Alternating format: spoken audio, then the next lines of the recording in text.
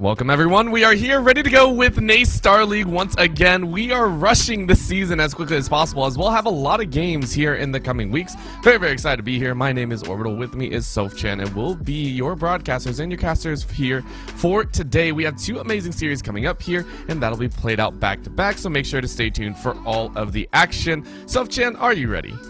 Oh, I am totally ready. It's round 7 of League of Legends in NACE Star League, and the sooner we get to playoffs, the tension just keeps on growing, and that's the type of gameplay that I want to see on the table. And speaking of gameplay, we have a very busy schedule for today as well, Orbital. Yes, we do. It is going to be quite fun. We have St. Clair College going up against Toronto Metropolitan University. These two teams both boasting a 5-win record so far, but St. Clair are currently undefeated with multiple 2-0 victories under their belt, with Toronto Metropolitan University currently looking at a 5-1 record. Next up on the docket is going to be OTC, Ozarks Technical Community College versus University of Missouri Columbia. And I do believe OTC are currently rocking an unfortunate 0-6 record, as we have recently updated that one, and that is up against Mizzou Esports that are looking at a 3-3 record. Yeah, some things are going to be very spicy today. St. Clair College definitely recognized as one of the best teams in collegiate currently, and that second matchup of the evening is going to be maybe a little one-sided. As you said, the team hasn't had that much success throughout the season. But let's have a look at their rosters, shall we? We are going to start with this, well, we have on the screen the best of 3 of the night St. Clair College, with the lineup of Ricky LaFleur, Meti, TTV, Akashi 10, Rock Boom, and Boschetti. And on the other side, we have Toronto Metropolitan University. Who's on that team, Orbital? Yes, it's UU, Alexio, and Goom, Shahaz, and Storms. These will be the 5 players rounding out. There are more on the side of TMU, but that is yet to be seen. That is the starting roster that we currently have right now, and I'm very excited to see what they can do, because again, both these teams boasting a very commanding record leads me to believe that this should be a very close series, and a very fun one at that, as well as we'll get to see some of the champions that they do bring out. And again, game number 1 really kind of sets the tone for everything that should occur. Oh, it sure does, Orbital. I think that it's the first game that has to be where you make your statement, if you're going to be aggressive, if you're going to be more strategic, looking for some more late game plays. And usually when the rest of the series occurs, the second game is that tension. Are you going to get a sweep? Are you going to get swept? So you got to be very careful on how you draft your stuff. And speaking about draft, we're probably going to have that on screen soon enough. And Orbital, we have to talk about one of those champions that has been constant all throughout the season in collegiate and in competitive League of Legends in general. It has to be Xayah on ADC, right? Oh, yes. Xayah is one that has been prevalent in many areas, not just because it's a strong ADC in general, the damage that can come out is great, but it's a great engage denier. Everyone that's played against it knows that if you are trying to combo in, that ulti, that Featherstorm allows you to get away with so much, so you really do enjoy it. However, there has been some fade away from it. Even though Xayah is great, it doesn't really allow you that full-on run catch potential. It is nice to have in the back line, but it is definitely a defensive pickup. So to say that you want to pick that one up, it says that we are going to play off of some other lanes for engage, so we might not see the Xayah unless the compositions truly dictate it. Yeah, that's so valid. I think that her defensive game style works super well when you're going for something more late game, as we mentioned earlier. And if you're looking for something more aggressive, other champions could be nice to have in your lane, like a Caitlyn. She can really abuse the early game stages with the range. There she is. She's going to be the last ban for St. Clair Saints, completing that roster there for the Katarina, the Jarvan, and the Caitlyn. On the other side, we already have locked in the Gragas, the Udyr, and the last one still to be confirmed. Yep, these are very heavily targeted at that jungle phase, but I like the Katarina ban. This is one that a lot of people, I think, with the recent buffs, I believe Katarina got a buff. If that's true, it was on the docket for a little bit. If that is actually a true going through with the buffs, it is ridiculously overpowered. It is so strong. It is scary to deal with anyone that has practiced Katarina. It's still difficult to play, but you know, it's one of those up and comers. The Xayah ban away as well, as you were talking about, still very powerful. Just don't want to give the opportunity over. So it is going to be that Maokai to be locked in by SCC, saying, okay, we're going to go ahead, hang on to this one, and you will have to deal with us and our roving tentacles. Ooh, and would you look at that? We don't have the fair matchup that we usually have in the bot lane, which is the Caitlyn and Morgana. Since the Caitlyn has been banned, Morgana is going to be the first pick for TMU alongside that Kled. Very interesting there to get that support first, and then you have the top as well. You already have on the other side of St. Clair Saints that Maokai confirmed as well. So you have on the blue side one champion that wants to just be very safe in the beginning of the game, just farm it out, and then when the fights occur, the 5v5s come, they can just be so useful with the CC.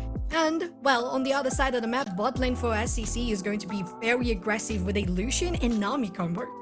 Yeah, this is a very early game-centric composition here, at least in the bot side. The Maokai will be nice towards that mid-game. It provides a lot of CC.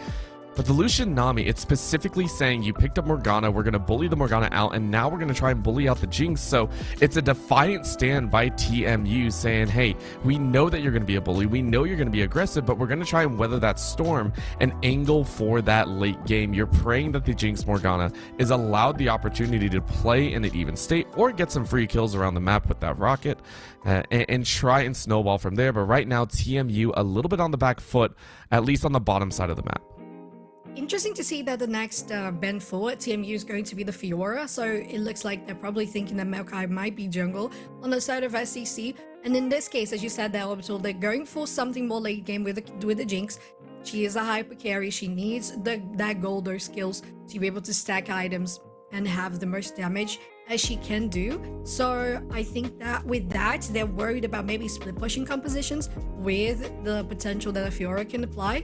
On the other hand, you have Viego going to be the next ban for SCC, so that jungler is going to be out of the table. As you said earlier, there is a lot of focus in the jungling side. None have been picked just yet, so very, very necessary to try to narrow things down for your opponent. And I like it. A little bit of a Cassiopeia ban there, throwing it towards that mid lane. SCC gonna have to eat that one up and respectfully deal with it.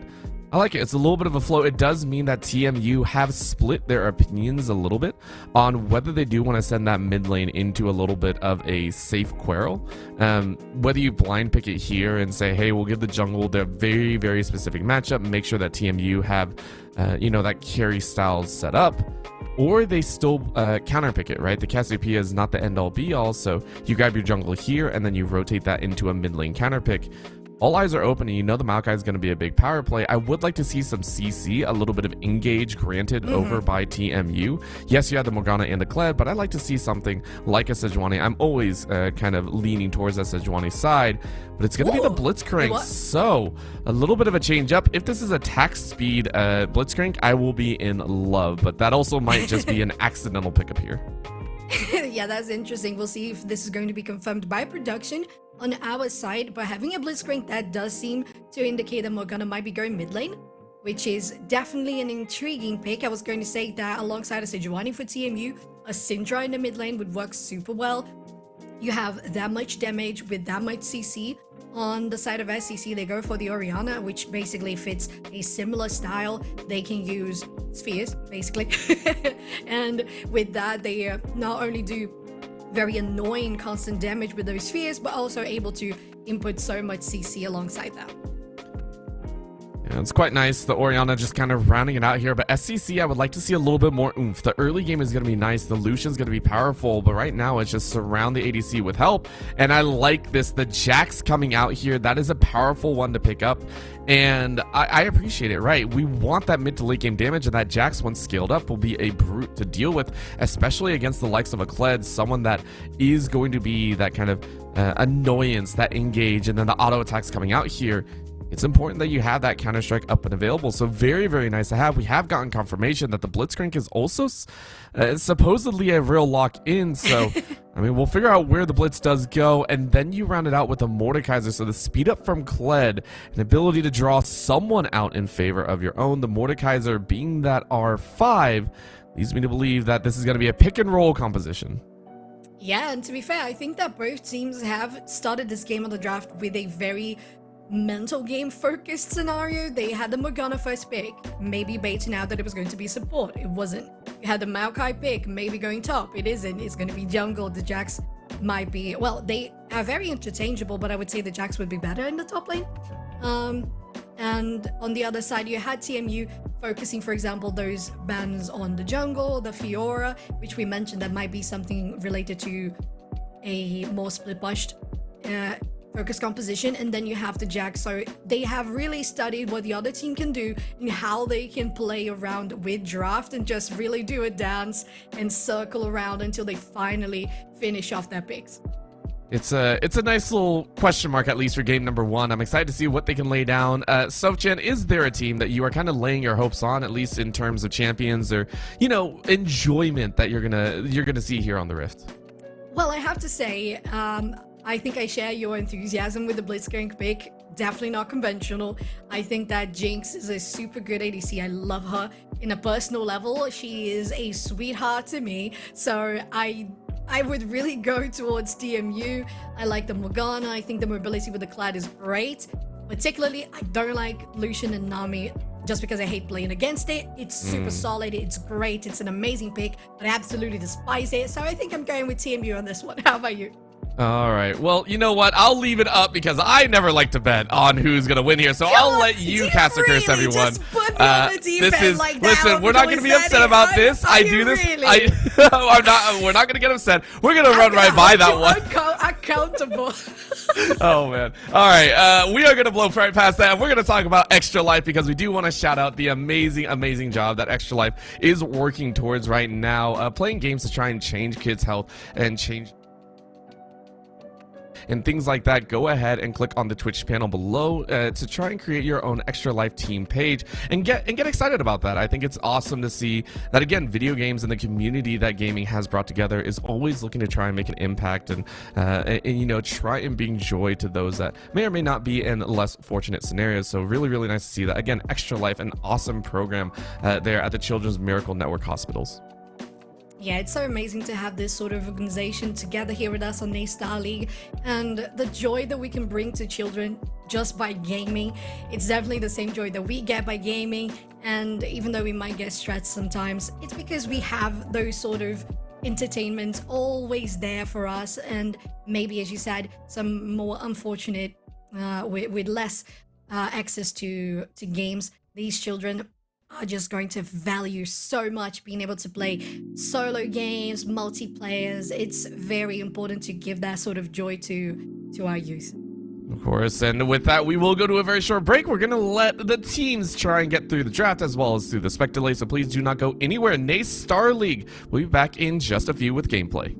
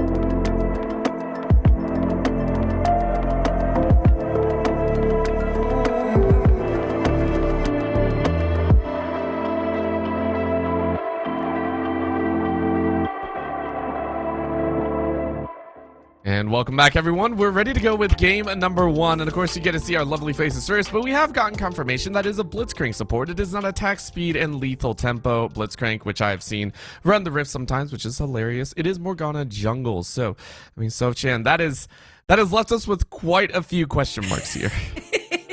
Yeah, it really has. All of them floating above my head as I am trying to figure out how that's going to work in the early game. What is that sort of game style they're going to go for? Because it has been a decade since I've seen a Morgana jungle, and what exactly would she be best for? Because she's going to be good for the mid-game team fights, but how is she going to deal with the early game against the Maokai? Oh, that's a question that I'm not sure I really want to answer here, but it is one that I've also seen have decent clear speeds, especially with some of the extra camps coming up.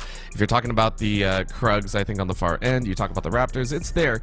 The ganks are going to be quite fun to watch, though, I think. Again, a Binding from the Dark can be very powerful, especially 3 seconds in a lane. It's the exact same as getting stunned by an arrow at, you know, max range or anything like that. Of course, when Qs are fully maxed, I'm not sure if you max Q or not, but against the Maokai itself, early game damage, I mean, Maokai doesn't really bring that much. It brings a decent amount, but the Black Shield will negate most of it. So you're chalking it up to just bare stats. I am gonna say I think we're gonna have a lot of fun with the Morgana if the Morgana gets the first initiative. Yeah, I think so too. I think it's definitely not going to be something more reliable on the early game. You don't have a Wukong, you don't have a Lee Sin, you don't have a Pantheon, something similar like that against the Morgana in the early game. So she can just farm, as you said. She's probably going to max out that W and then the shield. So we'll see how that's going to go. We're jumping right in to the Rift as we start our first match of the evening. St. Clair Saints on the blue side, TMU on the red. Yes, it's going to be quite fun, and time is only going to pressure forward as we do get to see Ricky Lafleur, someone that I've personally really enjoyed. I mean, has seen around in quite a few different areas, and on the St. Clair side, they're very prominent, a name that I think a lot of people know. I'm excited. I'm excited to see what they can pull out here. It's a very standard composition. It's nothing too crazy. It's a, you know, your very standard bully in the top side, good engage in the jungle, and then in mid lane it's quite safe.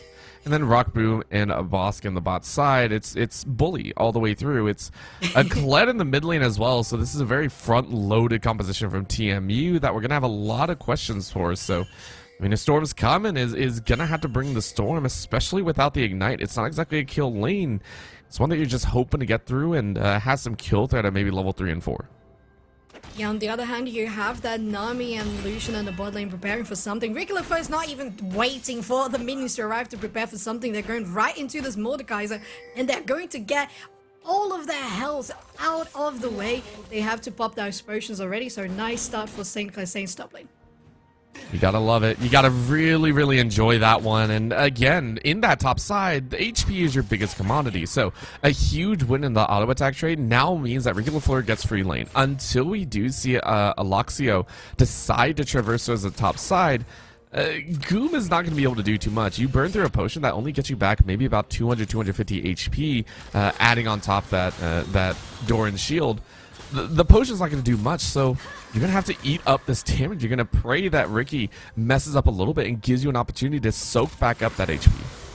Yeah, and also bot lane here is going to get exposed. The hook lands and the tower shot as well. Going to get some massive damage here onto the Nami. A little bit too overexposed, but they still have the level 2 advantage here, so maybe that's what they were going for. That was a nice hook. And I mean, I want to see more, right? I want to see more hooks. This is why the Blitzcrank was picked up. This is one of those moments. Oh, Maddie's gonna get jumped on. Oh, yes, they are. It's going to be the first binding of the game onto an enemy. And they go back in with their Jax as well, getting the stun, landing, going into the tower. But they don't quite get into tower range. They're not going to be targeted. So Ricky really showing that they know how to go around this top lane.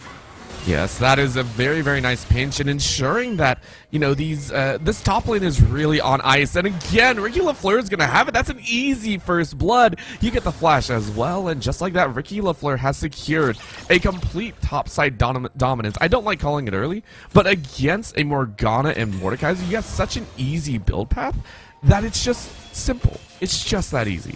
Yeah, it really is. And I loved what you said there earlier about top lane and your health being your biggest commodity. That is so true. And when Ricky went in so early on those picks, he was so well premeditated because they knew that Mordekaiser only had that one potion. They didn't have any biscuits. On the other hand, Ricky had the biscuits, had the potion, and with that, they're very free to go in. And they do with that again. Quite a lot of damage coming from the stun, but the tower shot is going to retaliate a little bit. Going to be an even trade. And we're going to see here, Ricky is going to be on an island unless someone wants to try and aggress. And from there, the rest of the team is going to try and work their way around that. St. Clair now have control over this mid lane. Yes, UU is going to be a threat, but that Morgana is not allowed to walk as easily and nicely as they would like. Maddie is going to start storming into that side, start being a huge pain in the butt. And it's going to be scary. For this Morgana, you are going to start losing out on farm as you try and do damage control over and over again, because this is also going to happen on the bot side.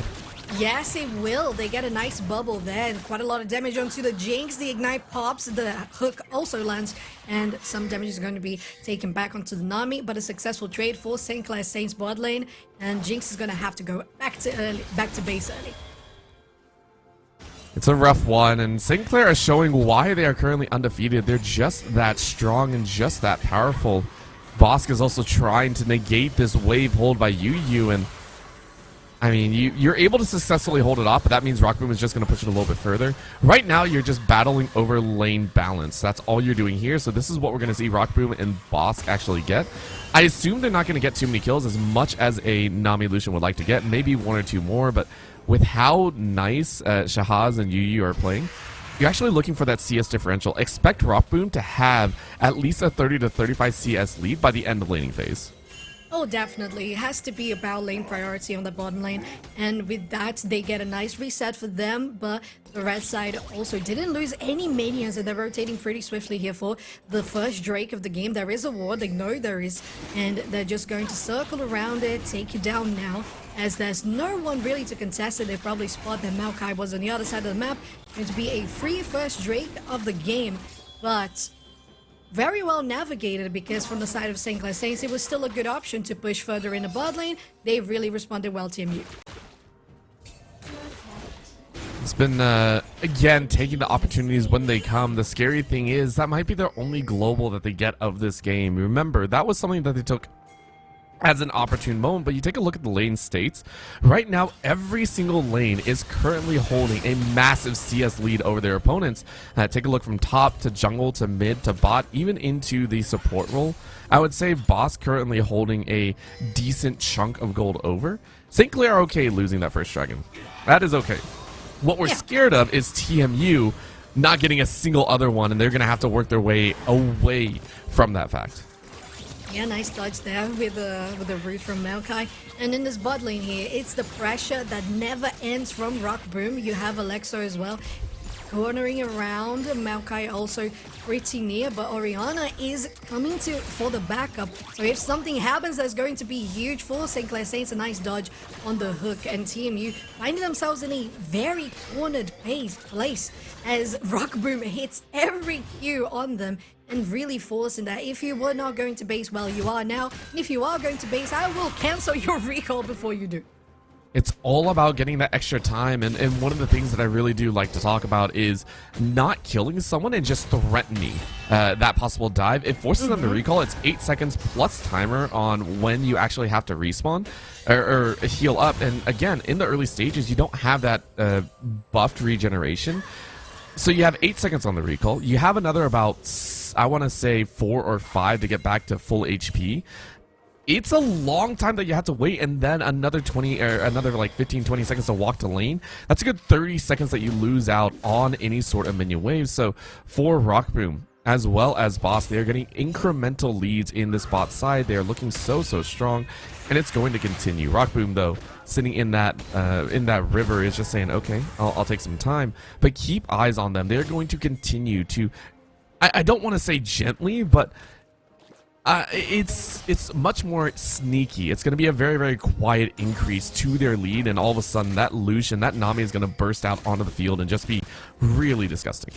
Yeah, they got to be careful here because it's just the Nami alone. The Lucian is still arriving. But one thing I wanted to add to your analysis there, also, was that it was not just the fact that they get that advantage because the enemy takes so long to recall and come back. It also forced TMU's bot lane to get those early boots as well, which is gold that is not being converted into damage. That is huge if you're playing against, if you are Lucian playing against this bot lane, because you're just going to have the upper hand on damage every single time. And if you get hooked by the Blitzcrank, you still have a dash to get away. If you miss the dash, you still have Nami to heal you up. So still very nice condition there in the bot lane. You're going to get a gank here. On the counter gank, they're going in. Who's going to die first? Is going to be the first flash from TGV. Akashi. Oh, very close. They might get away. They have to flash over the wall to take it. It's going to be the first one for Kled. And the second one for St. Clair Saints top lane, who rotated down to mid lane. Pretty well done. Let's see how this is going to go here. Down in the bot lane, Orbital. Oh, this is going to be so dicey, but they find it again. Rock Boom over the edge, just went so aggressive, knew the rest of the team was going to be there, and there is no flash on a Storm's coming. The Storm has been hammered down. It is Ricky LaFleur to take it away, and now the dive's coming through. This is St. Clair Saints cleaning up house. They make it look so easy, make it look so clean, and they're going to get bot lane tower as well. Both these teams might have 5 wins under their belt, but we now see that St. Clair are definitely on a different level. Yeah, they so are. It was very clean, as you said, Orbital. They not just had the backup from the jungler, the backup from the bot lane there, but also you had Ricky LaFleur, who rotated top to mid, mid to bot, and they even finished up with dropping their Herald and taking down the first brick. That was insanely pretty to watch. And St. Clair Saints, as you said, just showing that they came here to keep a perfect record. I think the perfect record is going to extend ever further, as there's a couple members that are currently unkillable. Ricky LaFleur 3-0-1 on that ADC. Rock Boom at 2-0-1. And we said, right, this bot side, it's going to be a little bit difficult just in lane to get it on your own with how Shahaz and Yu were playing. They're playing very conservatively. They're ensuring that Blitzcrank is always in realm to fight and always in realm to pull. But what happens now? You got the kills, and now you can be an absolute menace. And for Rock Boom, that's the best circumstance that you could have possibly had. So you're going to happily kind of take this lead, carry it over into that mid lane, and start looking to pressure down towers ever more. At the same point, I think that TMU has the advantage here for a team fight, because you have to play it super carefully, as you said, as they have been doing in the bot lane. But in team fights, they have the potential with the Blitzcrank and with the Morgana to try to bait out what's going to happen. So just be very close to the Lucian, try to have them force a dash, and then you engage on them. So things can be chained up pretty easily for TMU. At the same time, you have to focus on Rock Boom, because if you don't, as you said, you're gonna have so much damage raining on you, and especially if Ricky LaFleur comes around as well, it would be devastating. We have a game pause, so we're gonna go for a little faces once again. And gosh, Orbital, you're so right. It's St. Clair Saints showing how well they play this game, how well they know this game. Yeah, that was a well-executed fight in the mid lane. Yes, you lost out on first blood, but it was the initiative to understand, hey, we can actually close in on this. You don't dash over the wall unless there are 2 reasons for it, right? You dash over the wall because you think you're super strong and you think you're going to win. Well, that situation was out the window. Rock Boom didn't actually have kills at that point. It was specifically the second option, which is the rest of the team is going to collapse and cause some problems. We are close enough that we can take the site, and close enough that we know we can get extra kills on the back end. That's all they were thinking of. So honestly, this is St. Clair stepping up, taking an advantage, and with that one advantage are going to try and pull themselves ever further ahead. Some teams, they like to sit on the lead. They like to kind of just sit there and say we win. But there's other teams like this that push forward as hard as possible. Yes, they do. Some of them just gonna try to get through to Rock Boom, but Storms is still a little behind. Nice flash over the wall into a hook onto the tower, and Yu showing that they know how to manage the support. Rather unconventional, but definitely successful. You know, it was a given opportunity, and as we said, Rock Boom gets a little bit too antsy and hands a kill right back over. But you know what? You're okay with that. Yes, the Jinx did have one, but the Jinx is a bit more than that. Most Jinxes you see paired with the likes of a Lulu, with the likes of a Soraka, or, you know, if you're getting a little bit fun, it is going to be that Yuumi. There's so many options there Placing it with a Blitzcrank and Morgana, I mean, let's be honest, the Morgana is going to be a glorified support at the end of the day, unless you get a massive amount of AP and all. The Jinx doesn't actually have any support behind it. You have a way to engage on the fight, but in this situation, I would actually call that you need a few more kills before you can become as relevant as a Lucian Nami. Yeah, you are still going to need at least 2 finished items on the Jinx to be able to do something. On the other side, you have the Gale Force completed for the ADC on the side of St. Clair Saints. Rockboom is so ahead on 2-1 and 2, over 30 CS on the lead compared to the Jinx, and it's one of the things you said earlier on.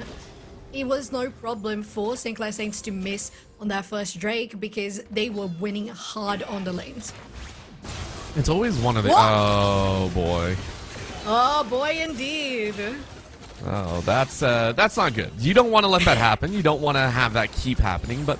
What we were saying is, again, St. Clair, there's an idea that goes around. It's one of two. You either go for early dragons and you start stacking that early, and by the time, 16, 17 minutes rolls around, you're already forcing for a soul point. Either that or you go for gold, and normally it used to be, at least I think, where teams would just go for the dragons all the time, and the gold was actually the consolation prize. Well, in this situation, St. Clair are saying, hey, the dragons are your consolation prize. You are praying to grab these dragons. You are praying to have these opportunities, and we're just going to try and steamroll off of gold alone. You can take a look. 3 kills. 3 kill difference is not normally enough to constitute a 4.5k lead or anything of the sort. It's specifically off of CS leads. Take a look at that mid lane. Take a look at that ADC roll. That's where a majority chunk of that gold is, especially with the tower down as well. Yeah, and even though it was the case that Rockboom fell a couple of times because of those nicely placed hooks, it's still not converting that much for the Jinx. I think we saw when the Jax was here in the mid lane, she was throwing those rockets on them, and it was barely scratching, barely itching. So there's still a long way for this Jinx to grow, and as you said, she's going to have 2 supports at her disposal, and St. Clair Saints have rotated for this Herald. There's going to be even more gold on their hands if they get to take down this mid turret.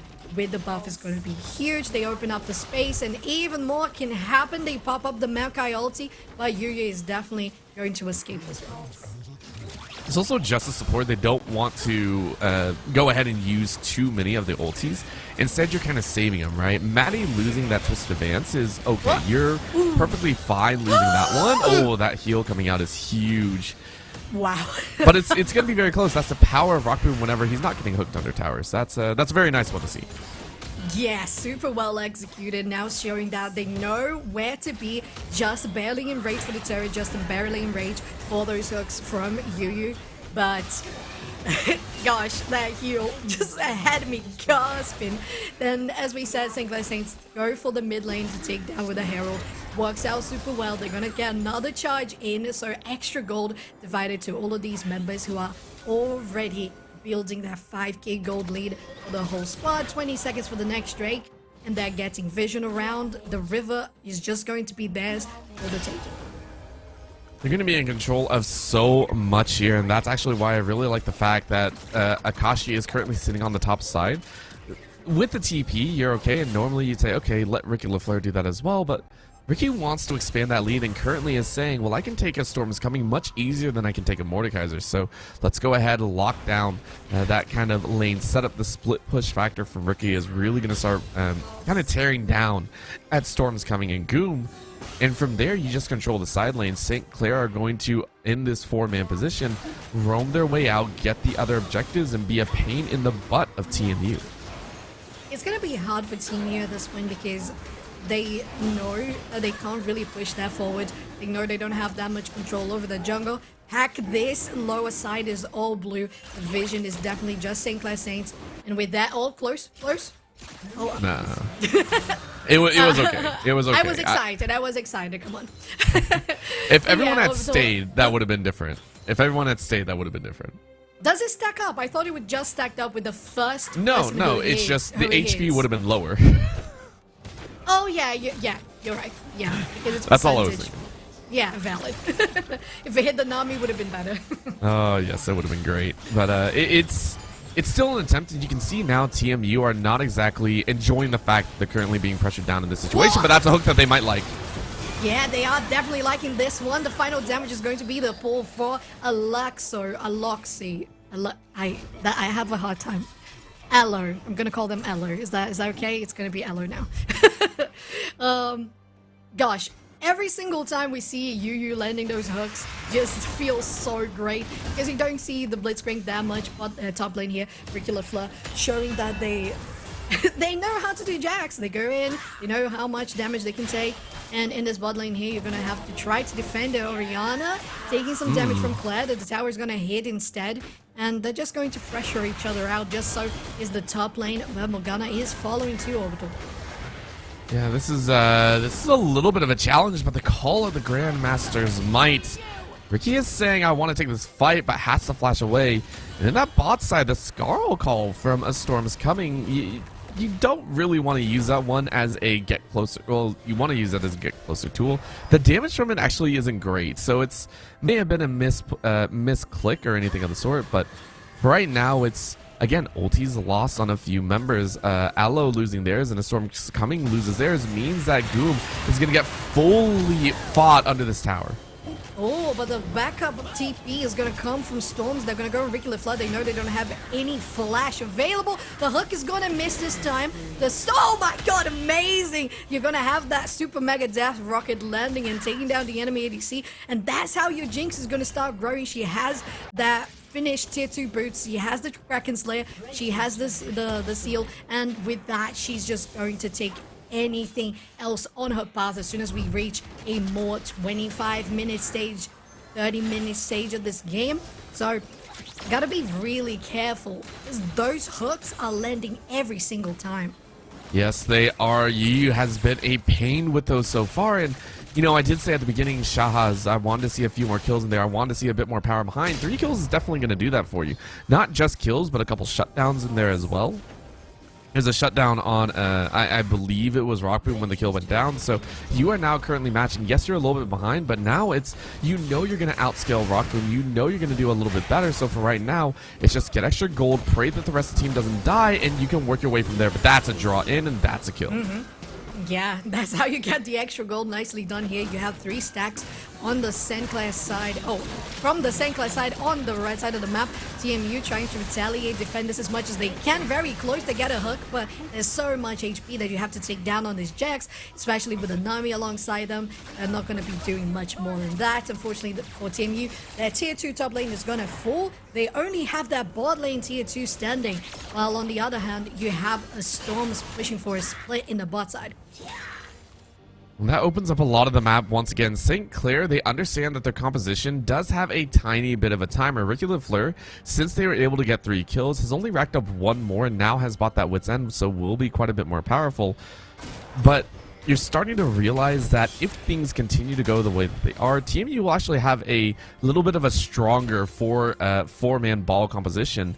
You take a look at their assignments, right? The Jinx is going to be really annoying. You can't really break through Storms coming and Goom that easily.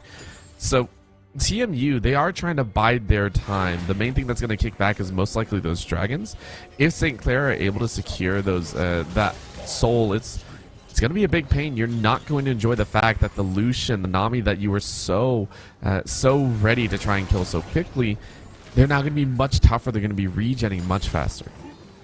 Yes, it's going to be a tough problem if you have those champions there. So much HP. You have the Maokai, you have the Jax, and the healing that Nami can provide as well on top of it with the regeneration from the Drake. That would be really hard for them. TMU, on the other hand, I would say that this Jinx really needs to get a hurt healing on her side. They're going to get their ulti going. I don't really know why at this stage, because it's definitely going to be a tower takedown. 4 men against 1-5, I must say.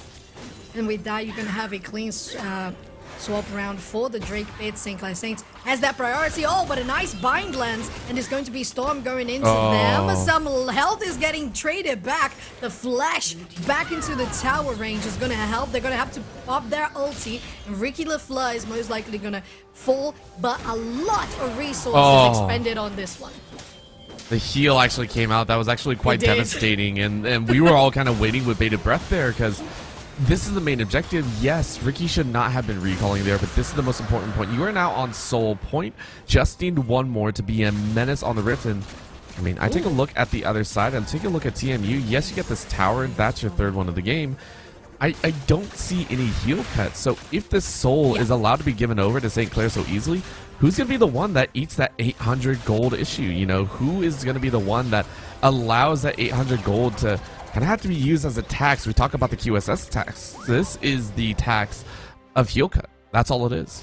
Yeah, it really is. You have to focus down on the Jinx, I would say. She just bought the great sword, but I would say that is 100% required. You have the Jax, it can heal on his own. The Maokai heal on his own. The Nami can heal for them, and you have 2 Ocean Souls for the side of St. Clair. How do you deal with that without cutting the healing? And unfortunately, I would say the Jinx would be the best option because she has Runeons now. With the rockets, she can just target so many people at the same time. It would definitely be the best choice. They don't go for it just yet, but you have to keep it in mind for a very short-term horizon, because if you take too long, the Lucian and the Nami are just going to do better. It wouldn't be bad to also take a look at the opportunity to lay it on the Morgana, right? Aloe is building into that burn build, so you take a look, you know, it's the Leandri's build. We'll probably see, I think, man, I want to say Abyssal, but I don't think that's it. But you're going to see that burn. And honestly, it's not bad to pick up the Morellonomicon from there, but this is going to be Spice. Yeah, it's going to be the tidal wave is going to land on all of them. Much damage coming from the Jinx as well, but not close to taking them down. Very close is going to be, but TTV Akashi takes the Jinx on a double kill spree. They're going to go trying to get something else. The Storm's coming. So good. Try to get away from it. They dodge. Very nice one, but it's going to be a more successful outcome for St. Clair with 2 down against 1. And honestly, that wasn't even the big part of it. Again, Ricky is forcing Goom to stay so far away, and it's meaning that St. Clair, as long as they win at least, you know, 1 for 2, 1 for 3, or whatever, things like that, they're more than happy to keep this up. They are more than happy of just letting Ricky be an absolute menace, because keep in mind, take a look at the item pathing. Ricky LaFleur, you deal with both Aloe and Goom. On the other side, you really have to send a Storm's Coming in. Storm's Coming has 2 kills. I'm not sure if you can actually kill Ricky LaFleur. It's actually quite dangerous. So St. Clair are okay playing this 4v4. Even if it goes even, it's still a win in their book as long as Ricky is pushing. Yeah, I agree with that, Orbital, so much, because I think that what would be arguably the best case for Storm's Coming is using their ulti to engage with the rest of the team, but we've only seen that happen a couple of times while on 1v1s, and it's not really taking the full advantage of the ulti because you don't have enough damage. As you said, you can't take them down, but Yu might be caught up in their own jungle. They're going to steal the buff. Who gets it? It's going to be the Maokai, smites it away, and the control that St. Clair has over this jungle on the red side is insane. I mean, they're so scary, and that's actually why you see TMU playing very, very safe as well. You had the Morgana kind of stuck to your ADC right now, and this is the other side of it, right? We did say that Morgana is going to turn into a glorified support. That's the thing that you have to deal with. You're not going to be super powerful. You're not going for that burst build. You're going for the burn. And so for right now, we are getting a good idea of things. So unfortunately, we did see that once again. We'll get that fixed for you shortly, and I think we'll be able to get in the game to hopefully see the continuation and see if St. Clair are able to punch their ticket forward. And it does look like we are right back in. It is still at about 26.5 minutes as St. Clair are going to look to try and take the Baron. Yes, they are, with loads of damage coming from the Maokai, coming from the Orianna as well. It's going to be very nice because they don't have any vision on the side of TMU. This jungle is all lit up blue. They're going to try to get something going, but bot lane is going to happen as well. The tidal wave hits here in the Baron bit. They're going to get a lot of damage on TMU, and they end up falling one after the other. This Orianna really obliterating them, and it's almost an ace. It's just not an ace because Goom is 1v1ing on the bottom side, defending their base, and all of a sudden, it's a very clean takedown for the Baron for St. Clair Saints. They make it look so easy. It's just that simple, and they were waiting for the moment. Akashi with a solid Orianna ultimate. It was a shockwave that brought them all together, and That's the thing, is that's what they were waiting for. TMU were put in this desperate situation. It doesn't feel like they're losing too hard, but it feels like they're bleeding out gold. And unfortunately, when you try and patch it up that quickly, it just kind of bled some more. So, I mean, right now, St. Clair looking like stalwart champions. They're looking like a team that wants to go 6-0 and not be contested at all. At all, Orbital. And with that, they are going to rotate here for the Soul. It's going to be very, very good for them to take this one. They're going to heal as much more as they can. You don't have the cut healing from Jinx already. And they're going to go on Goom. Not much health being dropped because, you know, they go into the Shadow Realm. It's just going to be a 1v1 until it isn't.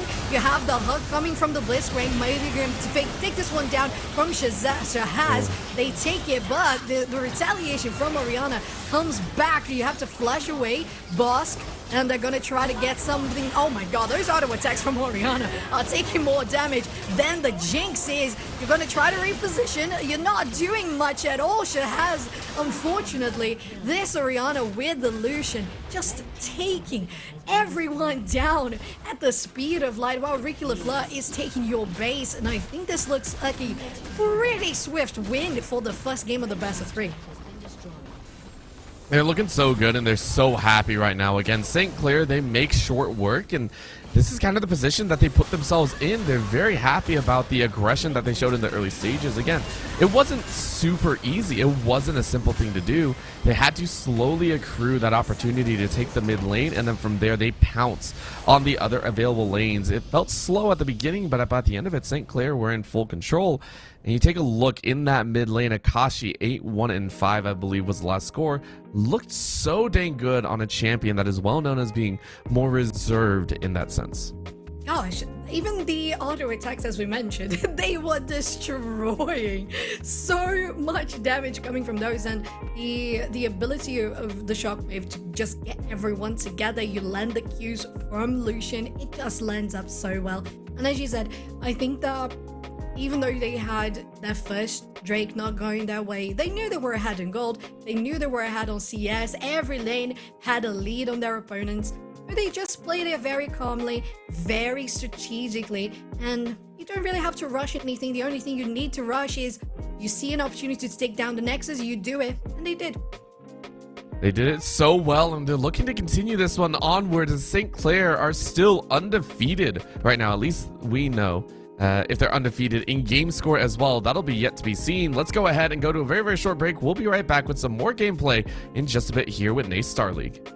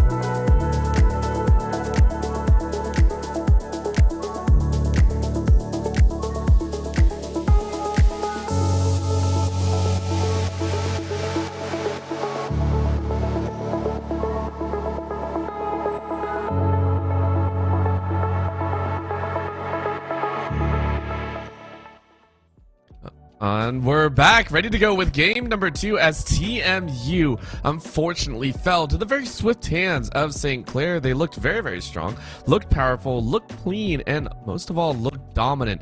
They're a team that have yet to, at least on paper, drop a single game.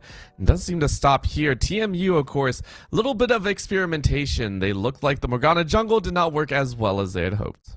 Yeah, it turned into that glorified support, as you said there, Orbital. And unfortunately, having a Blitzcrank on your side, you don't really need another support. It can do its job pretty well, which is engaging massively, being very strong at that. And unfortunately, the Morgana was just there. It wasn't able to do that much in regards to ganking early game, wasn't able to do much aside from taking their first Drake of the game. And from that point on, it was just St. Clair Saints taking all objectives one after the other, and it just started falling and falling for TMU. Yeah, it spiraled out of control, and even from here, one of the things that we saw was that expansive gold lead. It started with the CS, it started with the bare bones basics, being able to out-CS your opponent at multiple stages. We did see outside of, I think, Ricky LaFleur, who, again, deviated towards that mid-bot side, so you lose out on the CS, still came back to an even state. The Mordekaiser really never got off the ground. In the mid lane, it was Akashi that got very, very far ahead, became a menace to deal with against a Kled, who we also saw not be able to get off the ground. And then the bot side, Rock Boom, I mean, we got to give props. Rock Boom was a menace, was an absolute pain in the butt for everyone to deal with. And I want to see even more of that. I want to see St. Clair continue dominating, and TMU, they have to step it up. They have to pick a bit more lane-centric champions. I know the Kled might seem like a fun one on paper, but against likes of an Orianna, you just can't pick it up like that. And when you're a Kled and you just have a Morgana as a jungler, how more can you do? How better can you do in the lane phase? And considering that you had a Jinx in the bottom side, yes, you had a Blitzcrank. Yes, there were plenty of hooks hitting, but when you don't have the damage back because your ADC relies so much on having those items, you can't really fight back a Lucian that is just so strong to begin with, and with the Nami to just boost the attacks, have that control with the bubble, and healing as well. Also, on top of that, we didn't see that much cut healing all throughout the game, aside from the Leandris on the hands of Morgana. They were able to heal and heal and heal, and then you had the Ocean Soul, and then they healed and healed. And how are you going to cut down that HP?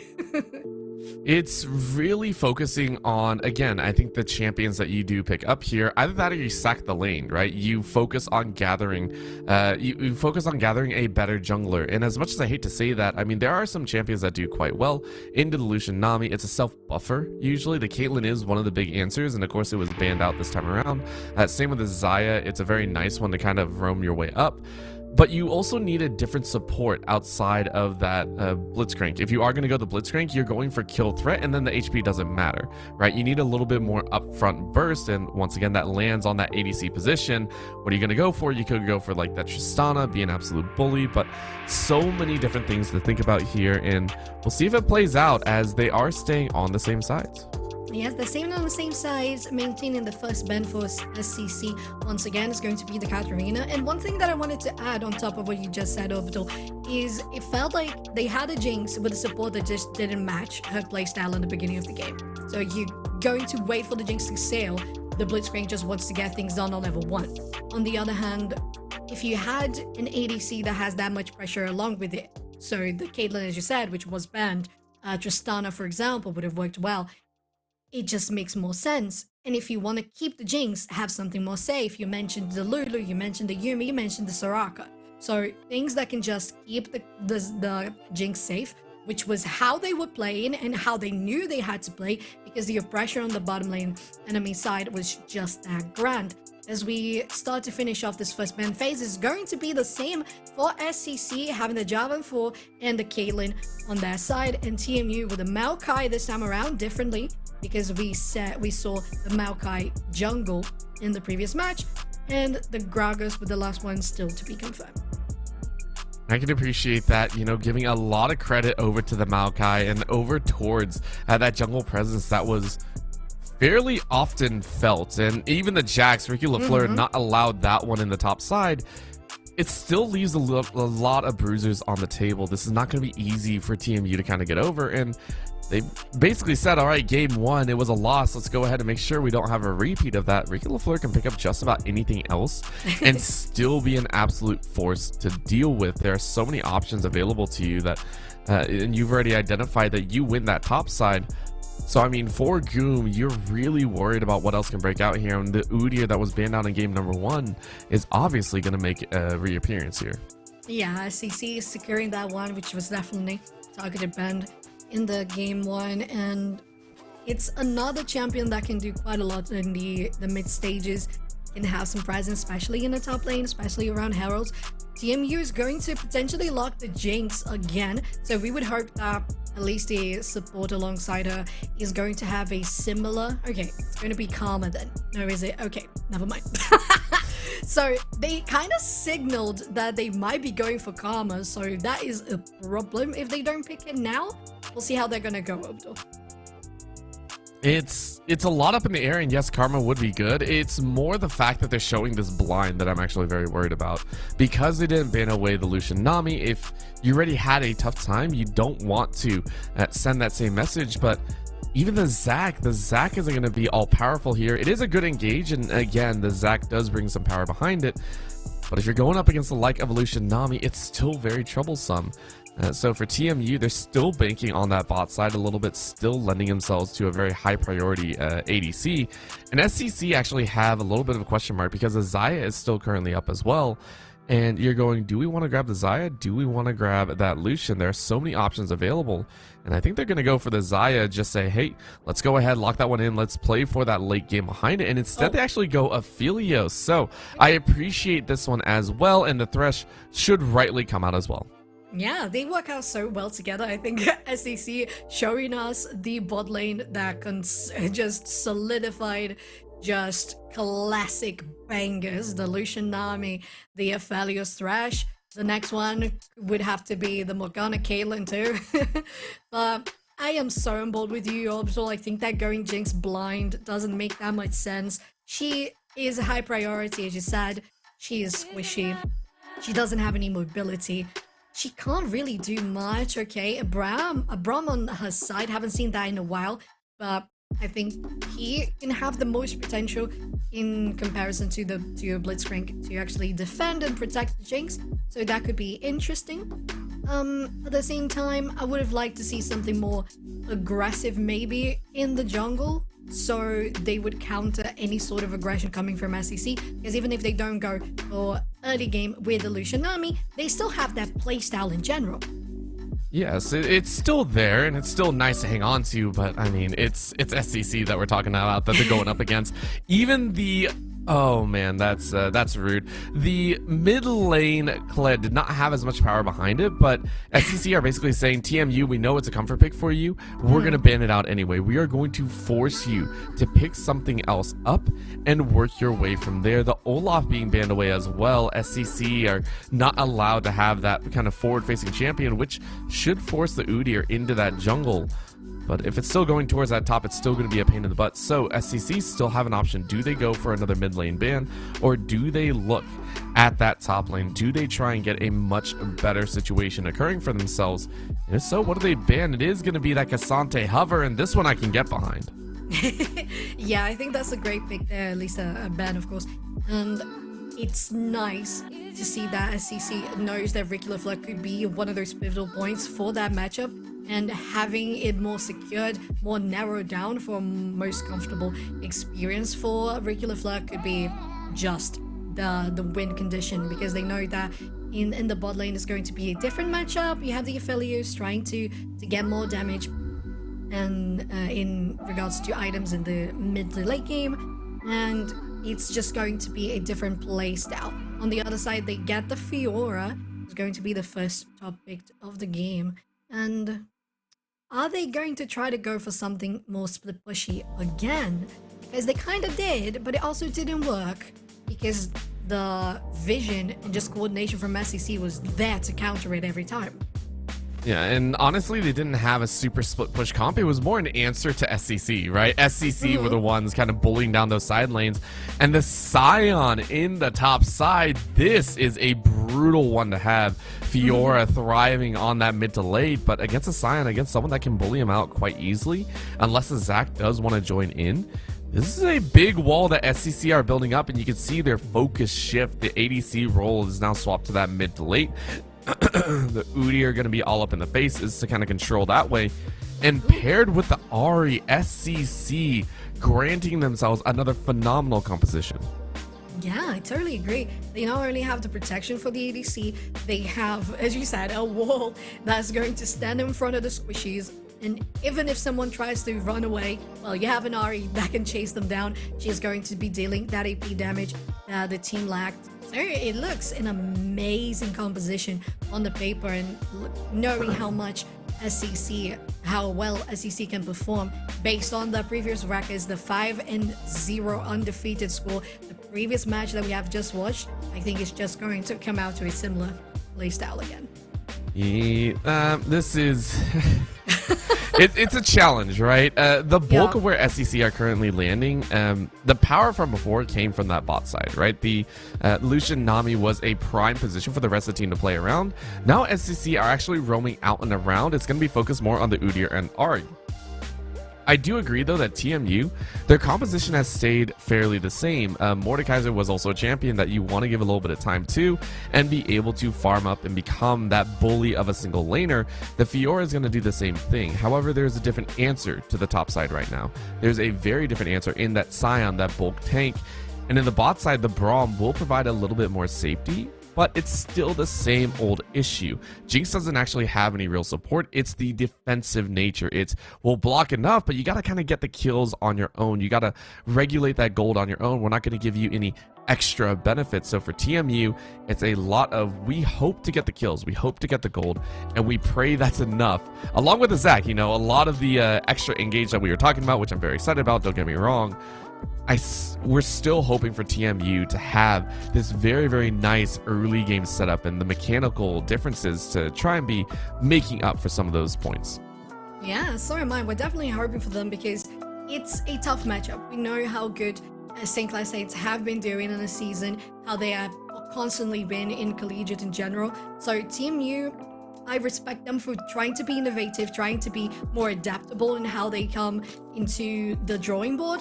And I like the Zac. I think he can do more stuff, just a little more when it lob and you get the passive going, much so as an Anivia would. On the other hand, it feels like SCC just has a better focus on how they want to proceed in the game. When you look at SCC, they want to do one thing. They want to keep Aphelios alive and just get the damage going in the front while he's just really, really safe in the back. Whereas TMU, you have Rom trying to defend a little bit but also engage. You have Zach trying to defend a little bit but also engage. You have Victor trying to stay in a fairly mid-range position, dealing damage. Fiora maybe going for a split. So it just feels like a little disconnected in the Rift overall. I hope it works for them because they felt very confident going for the first pick once again. So I hope that this has a better effect, because you don't have a Lucian army, not going to have that much aggression in the beginning, which was definitely one of the turning points for SEC in the last game. It could be there. At the same time, we've seen what Threshes and Aphelioses do when they're given an opportunity. So, I mean, everything's up in the air. We can theorize all we want, but only time will tell. So let's go ahead, send it to a very quick break. We'll make sure the teams are ready to go, and we'll be right back with game number 2, Do or Die, for the side of TMU here in Nace Star League. Don't go anywhere.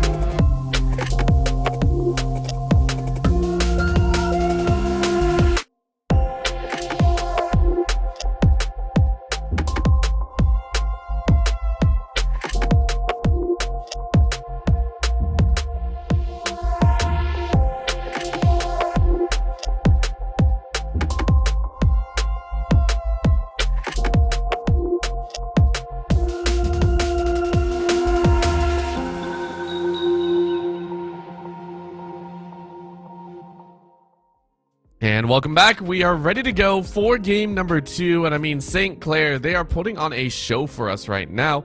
It's been phenomenal to really see them play things out, and I want to see it even more. Getting into game number 2 here, we see a composition come out once again, very stalwart, very, I want to say very meta by the side of St. Clair. On the side of TMU, it's a little bit more scrappy. It's a bit of pieces kind of cobbled together, but still the same idea. Jinx get rolling in the mid lane, try and hold steady, and play and pray for that jungle to get off the ground. Yeah, you want to have that Zac popping. You want to have at least some pressure in the mid lane as well to try to not have Ari overscaling and farming that much. So trying to shove the lane. Being a Victor, you can only do so much in the beginning, so you're going to have to need that help from the Zac. And we got to talk about the bot lane, as you said, the Jinx. It has to be the one focal point for TMU. That's what they're rooting for. That's what they picked as their first pick. So it's important for them to have her going. So maybe the pressure from Zac is going to be in the bot side. and we'll see if they can actually stack up on quicker dragon buffs instead of the last game. They got the first one, ended up missing all the others. And as much as I'd like to say they're going to be able to do so, it's the idea that, hey, they did not have much control over that bot side. And it all starts with the very, very small mechanics. And we have to give credit over to St. Clair for that. As we do get onto the Rift for game number 2, they were very, very controlled again and again and again. They show that they are a very individually talented team. Ricky LaFleur on this top side had fairly decent control even without getting the kills. They know how to push their leads. They know how to balance out the lane in their own favor. They understand, hey, you know, the bot lane, Shahaz got forced away from the lane. Cool, push the wave in. Same with the top side. Ricky LaFleur got a huge, huge increase in control over that top side at the level 1. All these players on St. Clair have been so impressive thus far.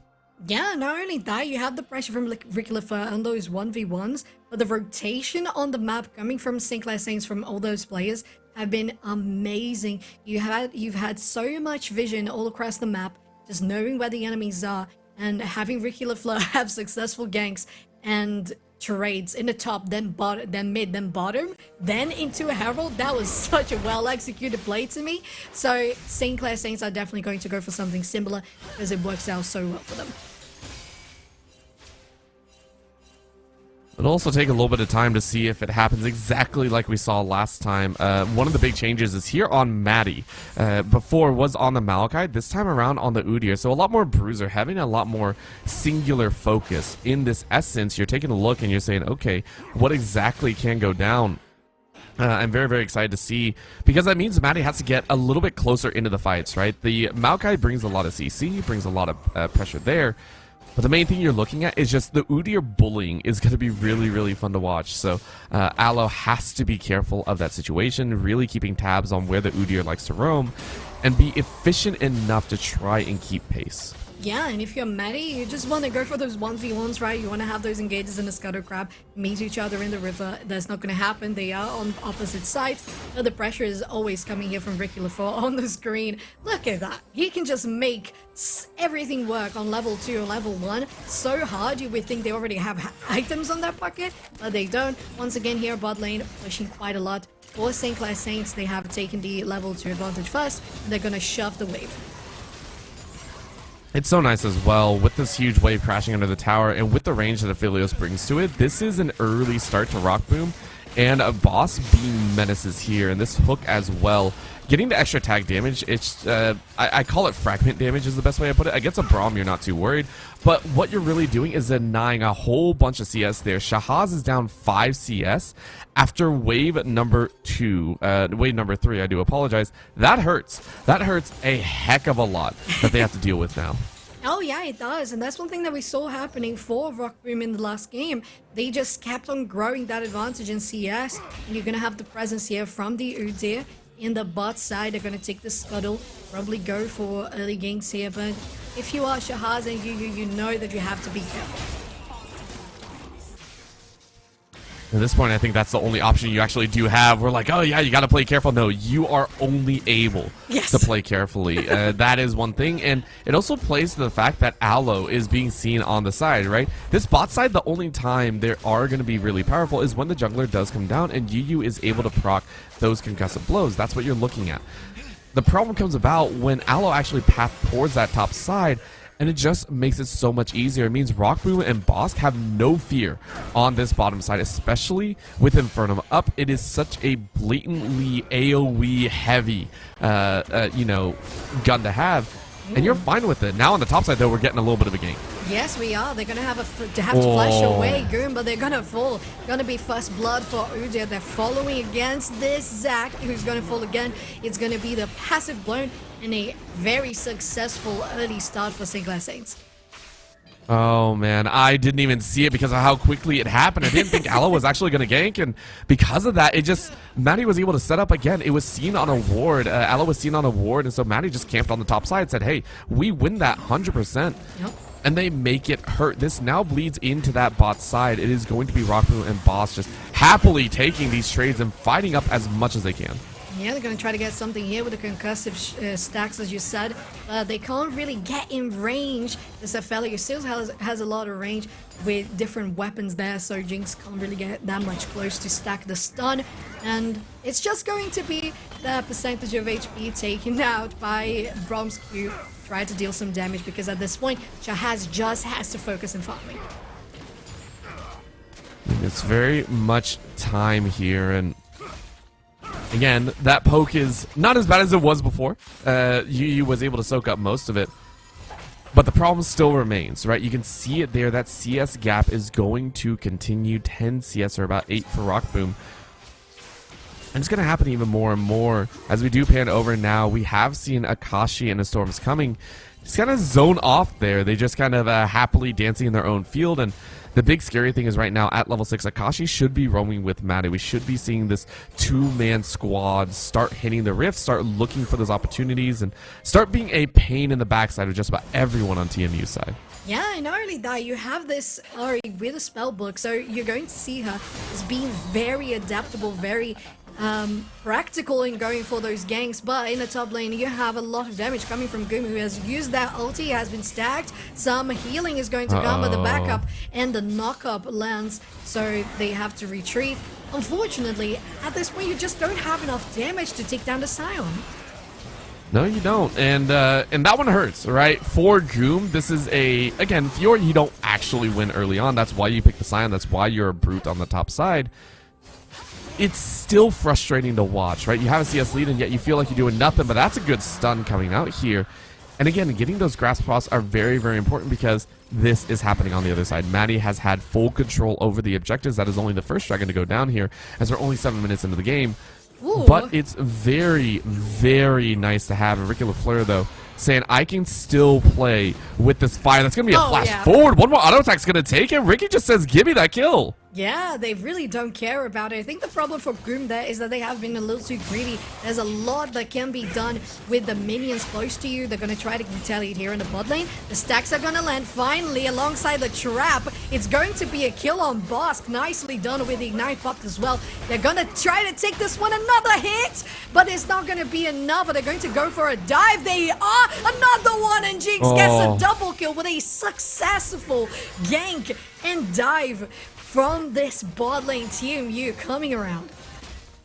I mean, you're hoping that doesn't happen again, but thankfully you do get an extra life, just like we are getting an extra life. A little shout out here. Again, trying to change kids' health, to change the future is something that it's really cool to see Extra Life do once again. And I've been very, very fortunate to be a part of their streams and just see the magic that they are creating, bringing awareness to some of the situations that are currently out there. It's awesome to see what they're doing, and hopefully we get to see even more as they grow ever further onwards. Yeah, Extra Life is amazing to have them here as our sponsors, and with that, you just feel even more enamored with playing, because you can guarantee that to children in hospitals as well. But this one might be going to the hospital as well, as Storm's coming, is going down to the base. They're going to stack a stun on this Ahri, trying to get something for it as well. The Scion is going to come. Yes! The Braum, and there it is. It's going to be the retaliation kill onto the support for TMU, as they're going to fight another bit longer. Elo is going to go down. Is this a Goom in the middle of 3? Yes, it is. And it's going to be another fight with the clans being popped against the Kashi, and they're gonna end up falling. There's still the last shard of that ulti from Ahri, and unfortunately for TMU, that turned into a big disaster. That one hurts. You thought you were going to be able to take a 1-for-1, but you have to realize the quickness that St. Clair can rotate on your team. It ends in disaster, as Maddie now has full control. You're now 3-0-3. We were talking about the impact that Maddie had in game number 1. It warranted a ban, and you drew the Maokai ban. But this time around, you are just too dang tanky. Yes, Shahaz got a kill on the bot side, but we said, right, there is no backup support. There's no real extra power coming out of, say, a Lulu with the extra auto attacks and an extra bit of damage on the back end. You're fully on the defensive, so as soon as that wall collapses, you are in trouble. St. Clair made the right calls and absolutely crushed it. you had in the drawing board that draft with 2 bans directed for Ricky LaFleur and Maddie. You had the Maokai and the Jax taken out of the board, but in the previous match you had the ban on the Udyr. So basically Maddie just said, well, you take one, I'll just go for the other. You can't ban everything that I play with, and they're showing that they know how to do it with every composition that they go for. I love it, and I also love the fact that we are seeing extended fight on the top side because all the action's on the bot side. Yes, it is. They're going to land here, the Rupture, and there's going to be a lot of damage onto the red side instead. Zac is going to have its passive popped, and the killer's going to go for Rock Boom. Very nicely done, giving that gold for the ADC, as they also split the gold for the first break here of the game for St. Clair Saints.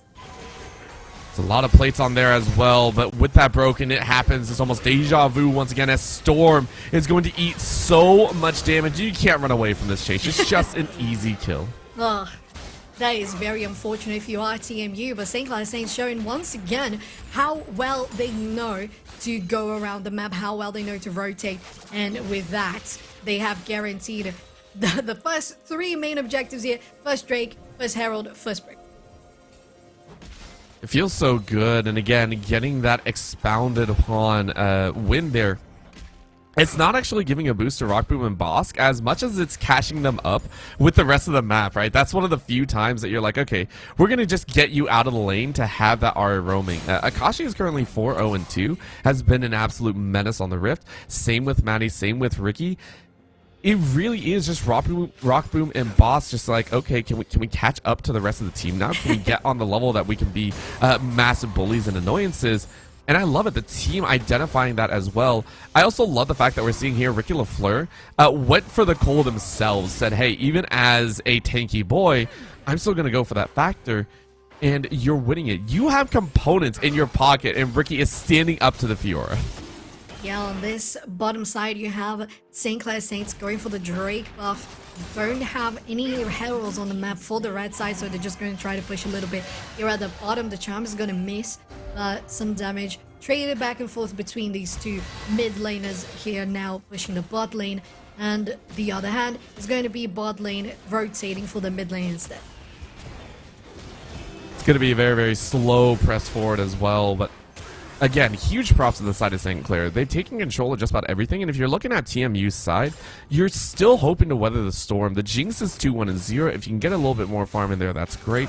But right now, you're just bleeding a lot of gold, and you know you're going to be bleeding gold.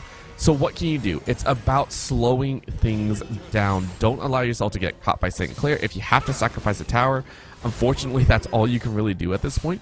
You need your team to really just be on a more comfortable position. Your team does not break out until the mid game. It does not break out until, I would say, 2 to 2.5 items on anyone. And until then, you're at the whim and mercy of St. Clair. Yes, you are. And TMU are trying to keep up the pace with the CS. They're not that far behind. Still behind, but not that far behind compared to the game 1. And Orbital, they're going to have to work really hard for those last hits, because once again, you have your opponent ADC with that Gale Force first. You have your Jinx still not having that first item completed. You're going to have a gank in the top side. Ari is also around. They're going to get that stun going. Ricky LaFleur is going to be locked in place. The ulti is going to land as well, but the Charm goes on the support.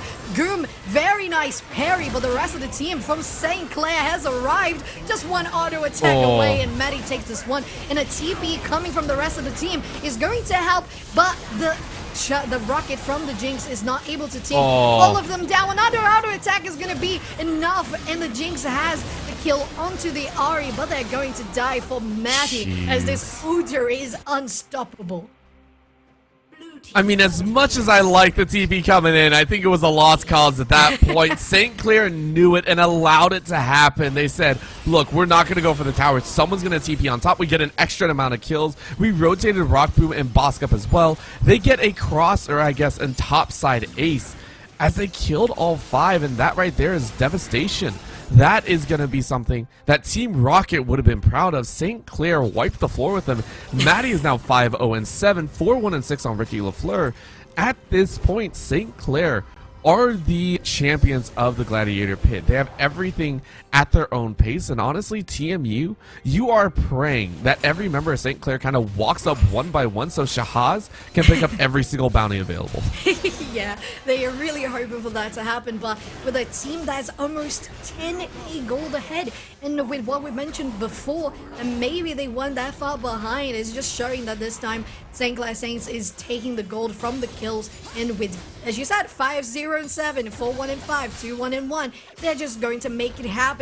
Making it happen is going to be Goom with the ulti on Ricky LaFleur. The last stack is going to be there. They're going to heal up. They go flash forward, but they can't connect the elastic band. They're very close to taking it down. They can't land it. It's not going to be a kill. They get the knockup from Braum. Jinx has arrived. It's going to be at least a cleanup for the ADC. Or is it? With that cleanse on the charm, they're still available to try to deal damage, but Bosk is going for Shahaz. Maybe one last kill, but they don't hit Ricky. The last auto attack goes on Bosk, and Ari secures herself a triple kill for St. Clair Saints. This is just St. Clair running rampant, and TMU, to their credit, they're trying so hard, but they can only go so far, and this is the scary fact. This is now St. Clair fully unleashed. They know they can pull these moves off. They know that they're allowed to do this, and there's not going to be a real answer. They will continue to fight this way through. That's going to be a charge on the mid lane. Inhibitor tower. St. Clair, they know that they have this in the bag. All they have to do is close it out nice and neat. You have the presence from St. Clair Saints on all lanes. They have just taken with the Herald, as you said, both the first tier 2 there, but enough talking about towers. We're going in for a fight as Elo has been caught up. They get a nice stun there from the Ari. The charm is going to land as well. Elo is going to be the first one to fall. So, right, if I were you, Tim, you just don't engage in that fight anymore, please. It's just going to be a bloodshed once again, 15 seconds for the next Drake, and it's going to be soul point for St. Clair Saints if they can secure it. It's just so good. There is no stopping this squad. And honestly, I don't even think they need the dragons, right? That's the way I'm looking at it. They're just like, hey, we're going to take it just so you can't get it. Look at that. TMU can't even look at its direction. They have so many wards, by the way. TMU actually doing a really good job on keeping their own vision set up. But they can't do it. They know that only one member is really around there, Maddie. Maddie's the only one that's in the vicinity. And they can't even attempt it. So that is how far ahead St. Clair is, and I give them a lot of credit for it. They're playing so well. Again, every single step is just St. Clair being better. And TMU, you gotta sit there and just bide your time. You are hoping St. Clair don't try and end in the next about 5 to 10 minutes. You are hoping they try and stretch things out for whatever reason. As much as I don't think that's going to happen, you are just praying that you get a bit more time. That comp that was going to come online at 35 minutes is not going to take until about 45 to come online. Yeah, the last bit of hope for TMU is definitely going to rely on St. Clair Saints just saying, we're going to stop for a coffee, a little bit of cookie, considering what they've done. That's exactly what it is. Yeah, considering what they've done in the game 1, it doesn't make any sense that they would be. So it's probably just going to be massive push whenever they can. Let's we'll give it some time. We'll wait it out and hope that it continues forward. But right now, TMU, they know they're on their last leg. They're going to look for desperation picks here. Oh man, this is a chance. So time is currently of the essence here. St. Clair know that they have all of it in the world. TMU are trying to buy for a little bit more. But Rock Boom on the top side saying, I am a juicy ADC. Am I going to die for it? Probably not. That's going to be a frontward-facing way to start off this top lane fight. Goom is going to be the first one getting caught. You're going to have to use your ulti as Braum. You get the knockups, but you don't have any damage to follow it up. You're going to have to flash away. You get the stun onto Ricky LaFleur, who has dropped finally. But the damage from the back, real damage from Ari, is going to take it down. Ricky LaFleur chasing them as the undead soul that they are. The Ari goes in. They take a lot of damage. TMU is going to have another one going down. The back goes in. Unfortunately, it was already casted, and they just saw that fate going past their eyes. That one hurts. It looked good. Really they got the tank. If they had reset, they would have bought themselves some more time and maybe kept that tower, but Unfortunately, they do fall, and honestly, St. Clair is saying that they don't want to go for this next tower. It's quite surprising. You are so strong, you're so tanky, you're so fine, and you don't want to go for it. So St. Clair playing this one extremely by the books. They took the tower. They were happy with that one. They're going to set up for Baron and force TMU into what could be a devastating final fight. Yeah, it's very important to note down those pings. As you said, they're going to go for the Baron. No pings coming from the red side, so they're not really thinking about contesting. And it's right, because they're 15k gold behind, and with 24 kills to 5, you are just hoping, as you said, Orbital, to see if the enemy team is going to let you farm your way up into items and up into a better team fight position. Well, only time will tell. As for right now, we are seeing them bustle around. And again, St. Clair, they don't need this Baron. They're just going to sit here. They're going to wait and take a chance. If no one shows up, all right, cool, I'll take it. The pink border will be quickly cleared out. But look at this. I love this. Ricky LaFleur just being a bully in the jungle right now, forcing Aloe out, who has no passive. It should mean the Baron goes down, and TMU are going to try with a rocket steal. Where is it at? I'm waiting to see Shahaz. Are we going to see that? That's going to be a little bit of a heal coming out as the Unsealed Spellbook is currently rotated through. But that's the Baron. That's all St. Clair need, as they should bottle up as 5 and just hard push. This is the beginning of the end. It really is, Orbital, and you saw the pressure from Ricky LaFleur, the bullying, as you mentioned, that they just kept Zac away. There was no chance they could seal for anything, not even the rocket, not even the smite. They're gonna push in straight forward into this mid lane with the buffed up minions, Jinx and the Victor trying to clean up as much as they can. Maybe baiting out here a death sentence from the Thresh. They're gonna go in with the Zac. There's quite a lot of damage landing, but the rocket is going to miss. The passive's gonna be procced on the Zac. They try to retain damage on Rock Boom, but there's not enough, and it's going to be Zac falling for Rock Boom, as they still pretty much healthy to take down this tower, even rotate for bottom path. They're gonna go for the damage onto the Jinx and the Victor. Maddie just one hit, one crit away, but Jinx is gonna be a little exposed with that Ahri there. The rest of St. Clair is taking down this inhibitor, and this base is gonna be racked up open. Oh, this has been so good, and our eyes are even further open, as right now St. Clair are leaving none behind. They will take every bit and piece of this base. And TMU, they're left with shambles. You can see it here, some of them only sitting on an item and a half. Honestly, Aloe getting locked out, still has 6 charges left on his smite. That is how far behind Aloe has been set, and I can't even blame him. I would probably still have about 12. But this is a chance. They're going to try and turn it around. It is a 3v4 as the chase is on. Oh, the charm lands. Oh, no. Oh, no. The true damage from the Ahri is going to melt. Oh, my gosh. They're going Shahaz. Oh, wow. That is it. If that was the beginning of the end a couple of minutes ago, this is definitely the end of the end. Rock Boom might be engaged upon. They're gonna go for a flash over the wall to keep themselves safe. They try to go for a parry, but they don't predict the charm. And Rock Boom now is godlike, as Medi has taken down the Braum. It's just the Victor standing, and it's going to be a clean St. Clair Saints victory. So good. And again, they are looking all powerful, and I don't think anyone can really stop them. They are just too dang strong. It's a squad that I'm very excited to see continue to run rampant in this league. They are now 6-0, haven't dropped a single game, and I don't think they're ever going to come close to it. It's St. Clair's victory over TMU here tonight. Super dominant, absolutely played by the books, as you said, all throughout the series. You can't even expect anything different from it, when, as you said, they had 5 wins in the record for the whole season, and with that they really show us why they came here undefeated. It was so good, and it again stemmed from those significant laning leads. We saw it in every single game. Ricky LaFleur, Akashi, as well as Rock Boom just taking over the lanes. Bosk is in there somewhere. Can't leave out the supports, but it was very powerful.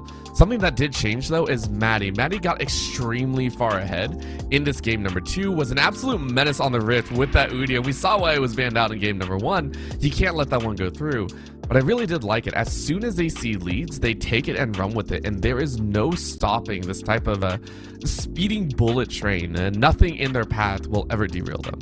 Yeah, it really won't, because that's one thing that we said. It feels like every time you try to deny something from Maddie, you try to deny something from Ricky LaFleur, well, they have something in that pool left, because you only have that many bans. You have to focus on the other lanes as well. So on the drawing board, whoever plays against St. Clair Saints has to be very aware of it and how they play, which is extremely calculated. So much vision and communication all throughout the map to guarantee that they know where to be, and just the proactivity to be where they need to be and executing those plays amazingly well. Of course, and I mean, we are going to get a little bit of an interview, which I'm very, very excited to see.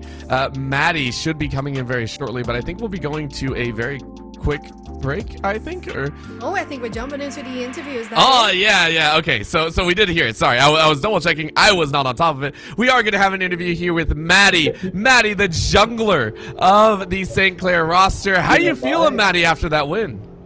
My thought process on cheater recalls is if I cannot hear you guys. my jungler's popping We have a you can't hear us. here with the production. The interviewee can't hear us. We're gonna get that sorted pretty quickly. I'm good. Yeah, all right, Maddie. How you doing after that win? It was a 2-0 dub on the week. I mean, it feels pretty good. I mean, it's like 2-0 as we planned. Oh, I mean, actually, you know, we practice. We practice 4 or 5 times a week, right? And so, and we're preparing for CeeLo. We got our big matches coming up in the week and the week after, and we've been practicing for 4 months just for this. So now we're getting on form and getting ready to perform when it matters.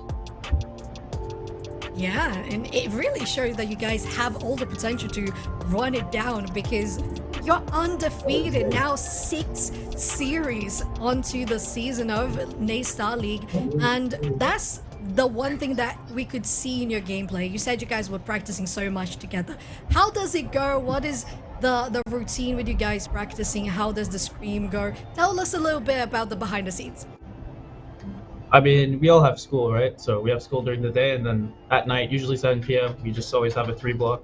We only have 1 or 2 days off max a week, and we scrim almost every day. And now we have like NACE matches twice a week, and we have we don't have CeeLo on weekends now, but I mean, we have top 32 coming up the next week, right? Then we'll have NACE too. So we play in AVL or something too. So we're in a bunch of league stuff, always playing, always grinding. All right, well, that's awesome. I mean, so many games under your belt. How do you prepare for each one? Because, I mean, in this game, you guys brought out 2 very distinct compositions, I feel. You know, it was a very early game-centric. In game number 1, the Lucian and Nami came out, bullying that bot side very heavily. And in this one, it was also a little bit more centered around you. You know, with this Udyr, it felt like you just had free roam everywhere. Every lane was set up for you to have success. Was that something that you guys were planning, or is that something, you know, you just play to the meta as well as you can, or just to whatever you're comfortable with at that time? I mean, I think we just adapt to every draft, right? I mean, all of us have like signature champions, right? I have the Udyr, Rockboom has the Tristana. I mean, Udyr was banned game 1, so I didn't play it, right? But they left it open game 2, so I mean, I'll take it. And I mean, we weren't even planning on playing such a different comp. I think we wanted to play Lucian Nami again, honestly. But then they second picked Zach. So we're like, okay, we'll just pick Thresh and he can't play the game. So that's what we did. That's awesome to hear it from you guys, because it really shows the adaptability that you can have and the versatility too. So going for a different composition like you did, I was thinking, are they just going for the comfort picks as Obdol has asked, or are they adapting it? So seeing that you guys have adapted, it just shows that you're just going to do so well on CeeLo, and we definitely wish you the best in this collegiate season. Thank you so much for being here. Do you have any shout outs for us today? I mean, of course, you talk about adaptability. I mean, it's our coach who does the drafts, right? I mean, honestly, our coach is like the best coach I've ever had. So just him teaching us, we're getting leagues above what we would be without him. And so I'm excited to compete in CLL Top 32 and possibly in Ace Grand Finals, perhaps. Yeah, All right. absolutely. Strokey. It'd be amazing to see That's- you guys there once again. Yep. Thanks for having me. Alrighty, well, thank you so much. Thank you so much, Maddie. Hopefully you have a good time. And again, yeah, everyone in the background, thank you so much for the interview, and hopefully you have a great night. Yeah, you too. All right, with that, we are going to go to a very quick break. We're going to get things going for our second series here on the evening, so please don't go anywhere. Nace Star League will be right back.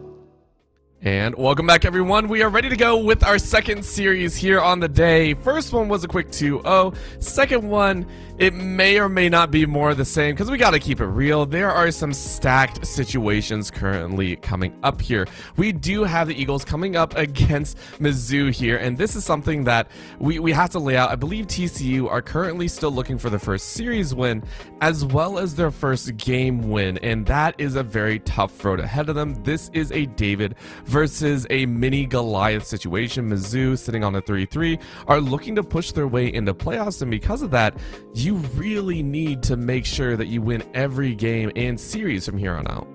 Yeah, you really do, Orbital. It's fighting against a team that is 3-3, pretty much even. They had their ups and downs, but at this point, you're just looking for your first up. And with that, you gotta fight twice as hard for it. So let's hope to see that they have much more to show us today and at least have one win, maybe even the series win. Let's have a look at their rosters.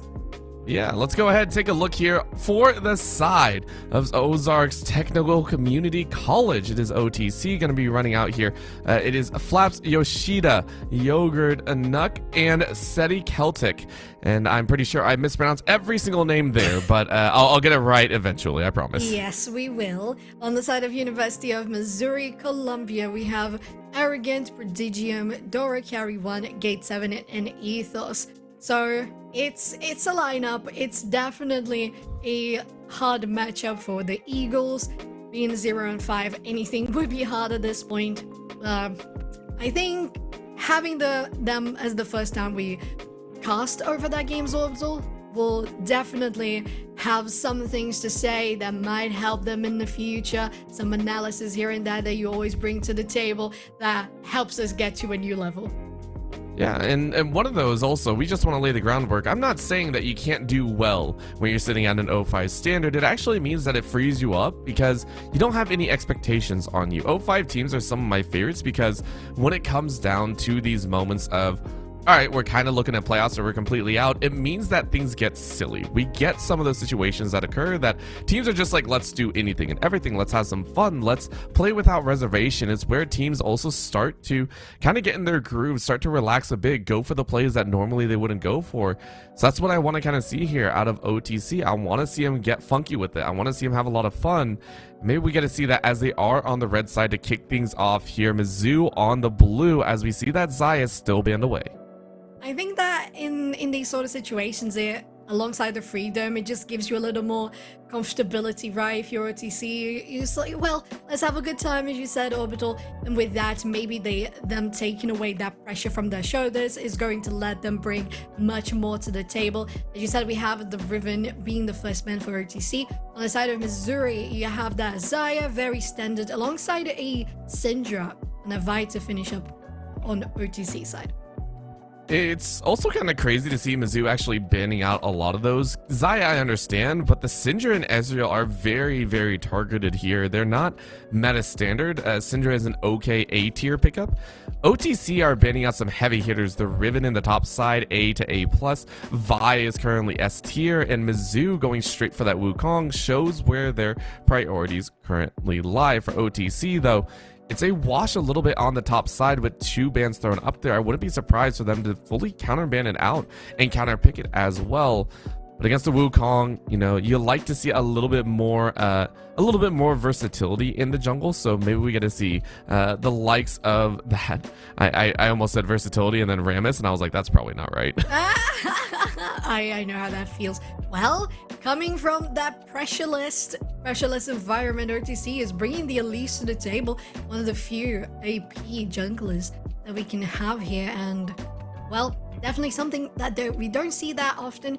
And they pick the Leona as their support. I think Leona is always good in the bot lane, right? There's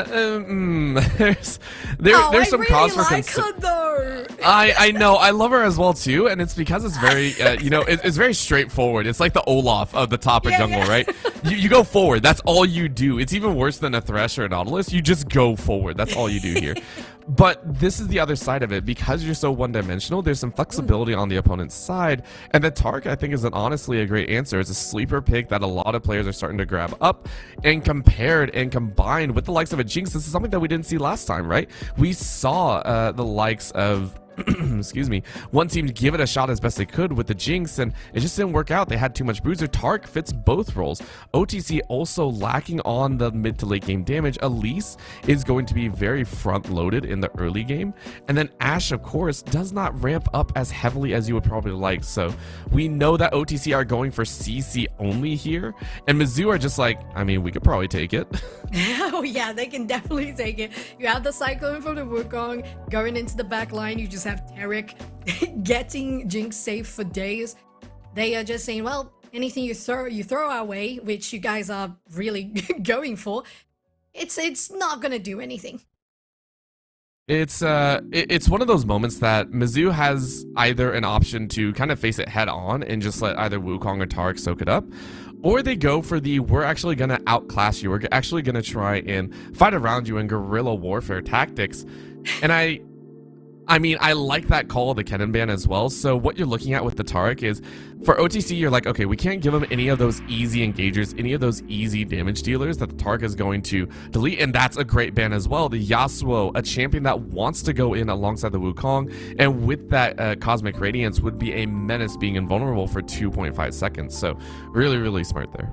Oh, I totally agree. The bans now looking very solid for OTC. On the side of Missouri, they have picked that on, so deny that top lane bulk and the potential upgrading of items in the late games alongside the powerful Call of the Forge. They finish it up with the Aurelion Soul. Very interesting, to be fair. Kind of makes sense when you have OTC's composition in front of you. They seem to just be going for the CC, as you mentioned, so Aurelion Soul would definitely fit the spot. I'm not exactly sure about that. I'd actually like to see a Vigar ban. If you're going to go CC, just bring all the CC out, right? I mean, yeah, but they have to choose one, right? That's true, that's true. I will say they are lacking in that damage aspect. The Aurelion Soul, you know, we all love it, but still going for that early game. OTC building up a very nice early bullying lane. The Renekton blind pick also saying that, hey, we may or may not be sacking that top side. You banned out the Aatrox and the Riven. Those are two very high priority damage dealers.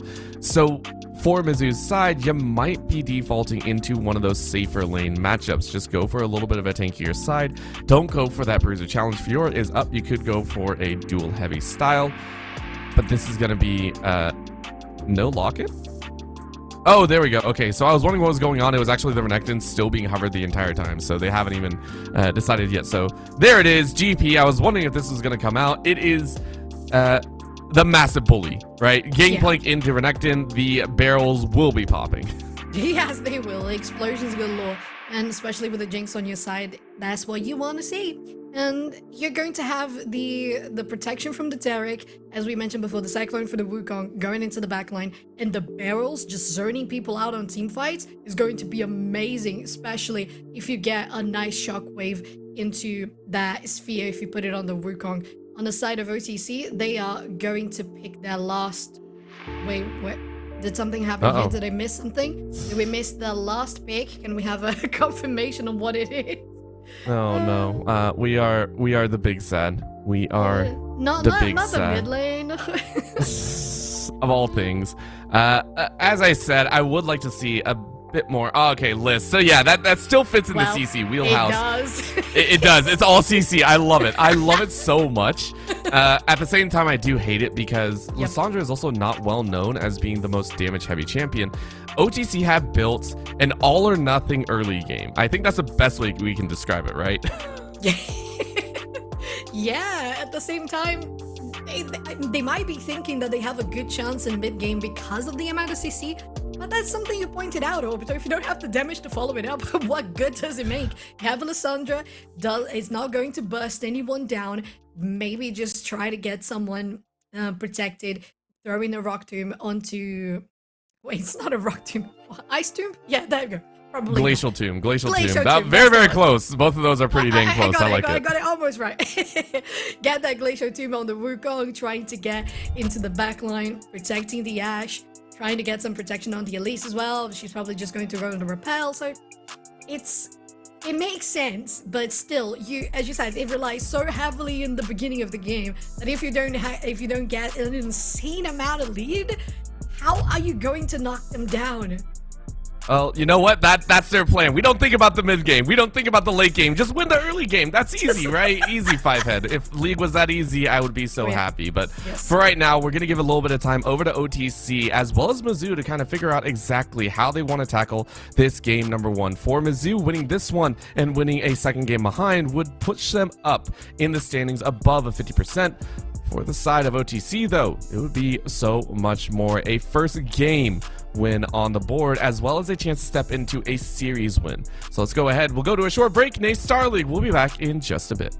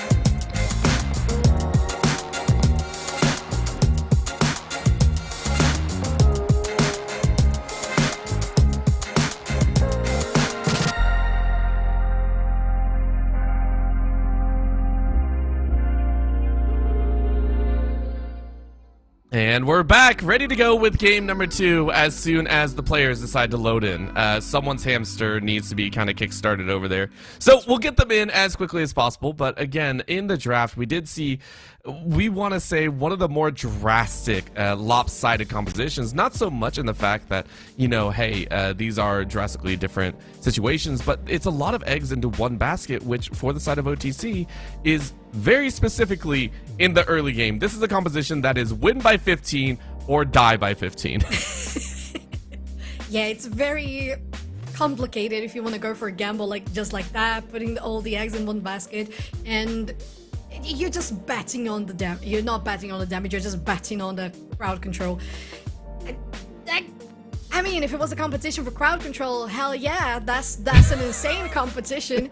You're just going to knock it out of the park, but then you have a Tarek, like that pick is single-handedly the one thing that's just going to save Missouri. You didn't even need the rest of the team. Like, if it was just Jinx and Tarek, it would have been okay anyway, unless you had OTC going for a 5-stack against the two of them. So maybe the numbers advantage would definitely be something to help them in that regard.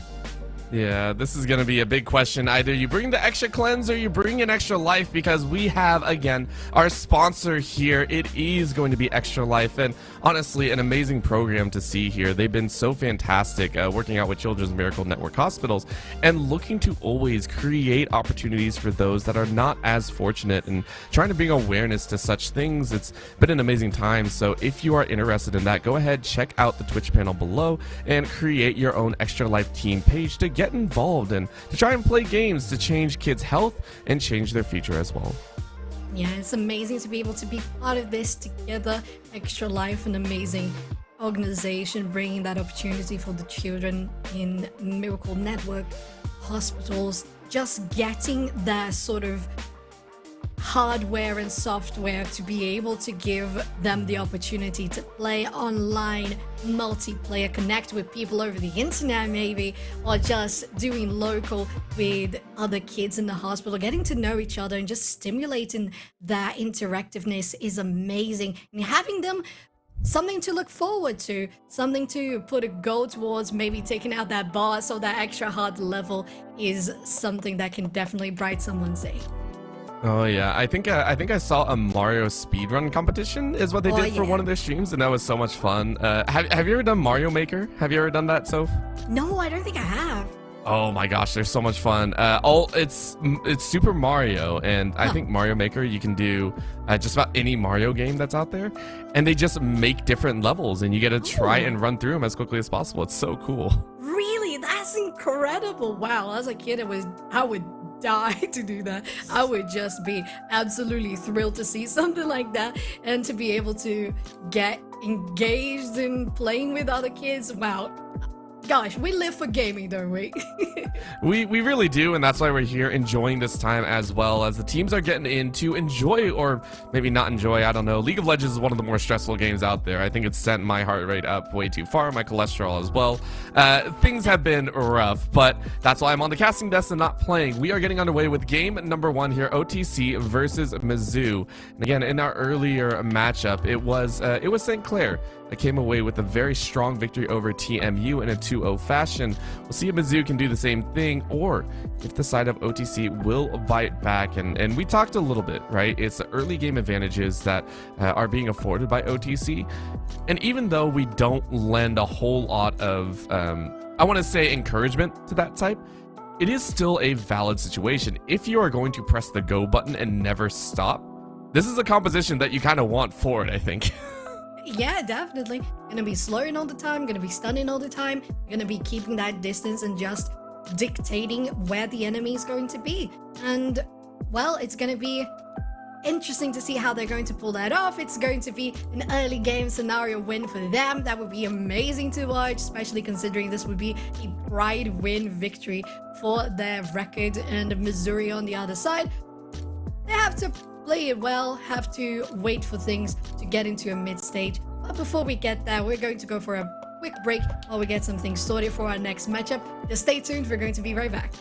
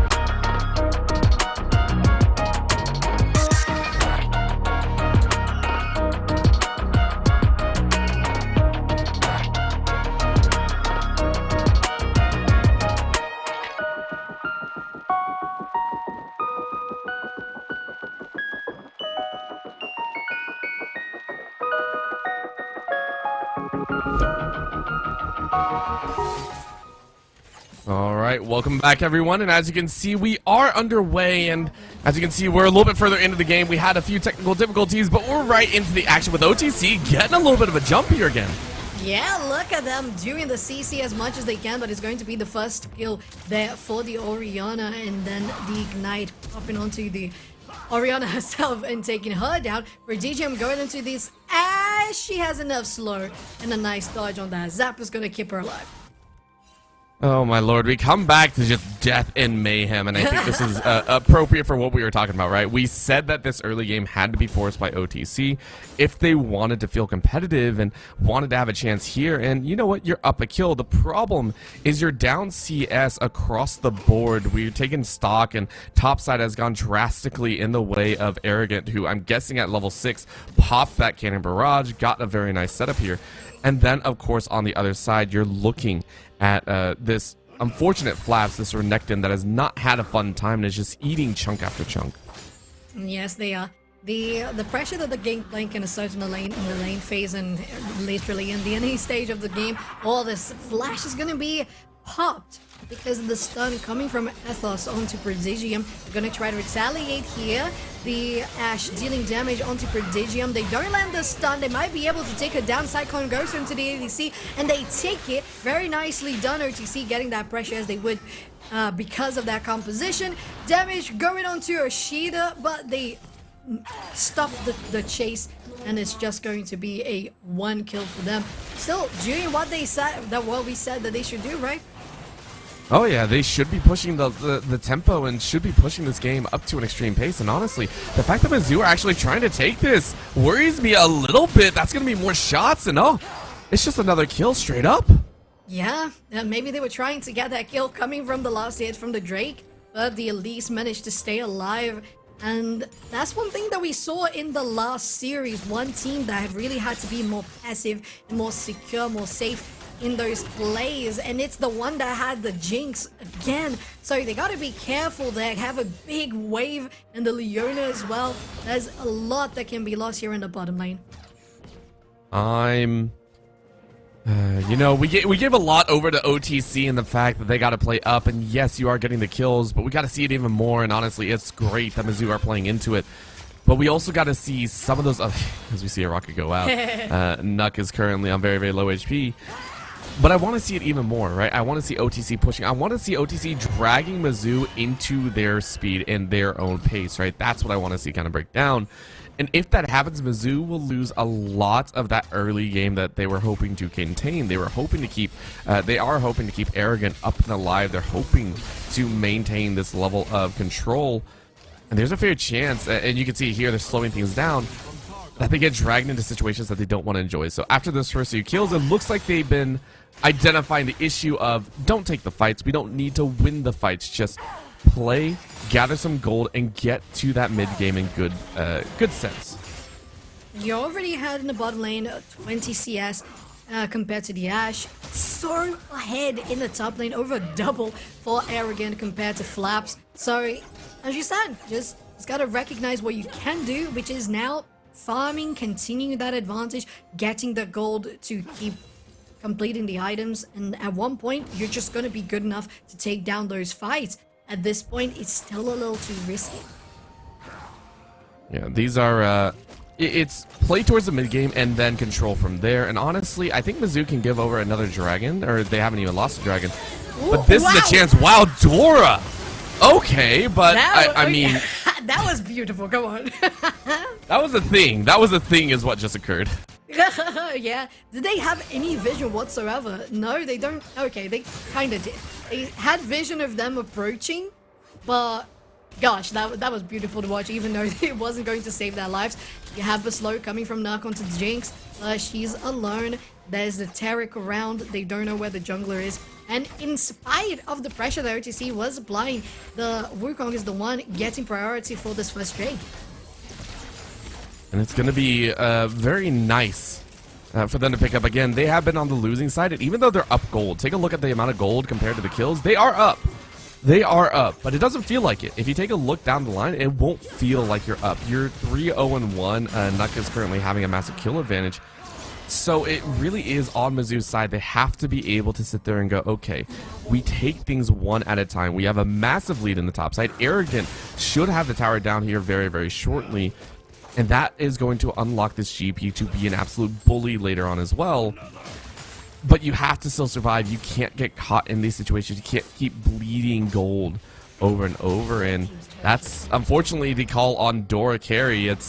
I mean, I can't even say that Dora's playing badly, right? That was a 5-man collapse right down into the mid lane. Yeah, it really was. You're going to have the backup from Rashida here in the top lane trying to get Arrogant down, but the damage is really stacking onto Renekton. The Super Mega Death Rocket is not going to land. Gangplank takes the Renekton down before they go down themselves. So nicely done there, taking a 1-for-1. It's going to be also a flash for flash. You know what? You'll take it again. For Arrogant, you had so much gold to back on, and you're going to be able to buy up so much here. You already complete the Essence Reaver. You float your way into... I think that's all you're actually going to buy up here. It's enough, though. You already have the Essence Reaver. You can now get out of that lane if you so wish, but this is... Again, just over and over again. This CC layering is just so good. It's disgusting, Orbital. Wow, the chain was absolutely perfect. You would expect that to not be enough stun, but from the distance the Ashe was, it was enough time for the Lissandra to go in, take it down, throw the... Oh god, I forgot. Glacial Tomb, that's the one. Ice Tomb, Rock Tomb. It's all the same after a while. Yeah, it's all the same after a while, but again, these kills feel kind of worthless. You take a look, that's 2 towers down that have gone through. Mizzou have been able to collect 2 full towers, that is 10 plates, and then 2 in the mid lane. That is a total of 12 plates. And take a look on the other side. No plates for OTC. All their kills are basically as they were falling backwards. And those are kills that you don't like seeing. It's just kills for kill's sake, and kills without a direction means you do not get any value, or as much of value as you would have liked. Yeah, it has converted into those towers, as you said. The first Drake of the game for Mizzou as well. The amount of CS, they are ahead still. Bot lane around 20, mid lane around 20. Don't even talk about top lane. Over double once again, 131 versus 61. And they have rotated. Dora is going to be fighting Flaps in the top lane. They try to get some damage. Did they just miss the shockwave? They did, and they're gonna probably go down against this Renekton. The Ignite was still popping onto the... Okay, we have something here with a Jinx too, taking us down with a double kill. How is this Orianna still alive? There he goes. It's going to be a Sheeta to take them down. 3 going into Yogurt Fan. They're gonna take her down pretty easily with Jinx being excited. So many deaths across the board. 3-4-2 was it? It was all a bait on the top side. It allowed Gate and the rest of the squad to just run rampant, and just like that, they're right back in it. Mizzou have full control over this mid lane. They're actually going to look for a little bit more, and the arrow might set something up for Yoshida, but I mean, the tower is still going to fall. Oh my lord. And the trap also missing that because of the repel. Nicely done, at least Yoshida from avoiding that engage. Oh, the flash forward, but the barrels are coming in. The ultimate from the Gangplank is gonna get them away. And why are you there, Yoshida? Why did you do that? No, the flash forward from Gate 7 is gonna take her down. And another kill now for Wukong is gonna drop the support. And OTC, where did your advantage go? I mean, let's be honest. They didn't have an advantage. They had a semblance of one. The mirage in front of their eyes. The illusion that came about from getting 4 or 5 kills. You have to realize the items were not in your advantage. And honestly, that was so good. I love that. Dora's getting angry. Dora's kind of pissed off, and I would be too. If you've been on the receiving end of so many gangs. And granted, they dogpiled that mid so much. OTC had the right idea in the early stages. You constantly hammer on one lane. It's just they neglected the rest of the map, and that's what's gotten out of control. They really did. One thing that I feel that lacked in the early game was that they would get the kills, but not push that much on the wave. They would just recall. You just allowed the enemy team to respawn, get back to lane faster, take the platings, as you mentioned, and alongside that, the towers afterwards.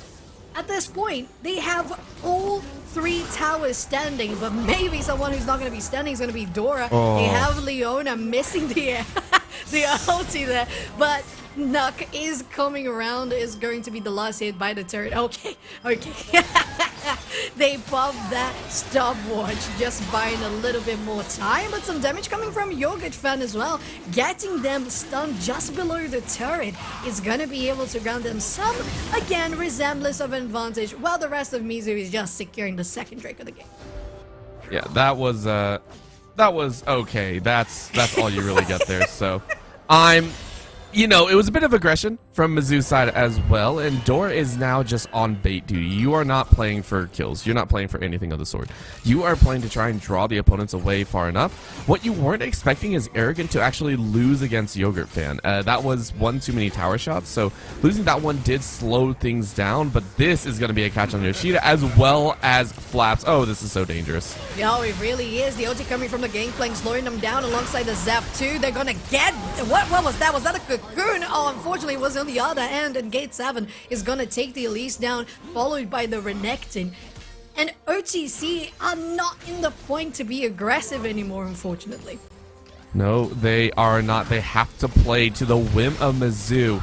As long as Mizu steps up and out, OTC can have an advantage, but look at this, just the rapid fire pace. They're going to take this Herald and look to break down, I would even say just mid or bot side. Don't even use it on the top side, just go straight through the front door. And that's what I'm so scared for. With 2 dragons being taken out, it's now Infernal Soul to follow.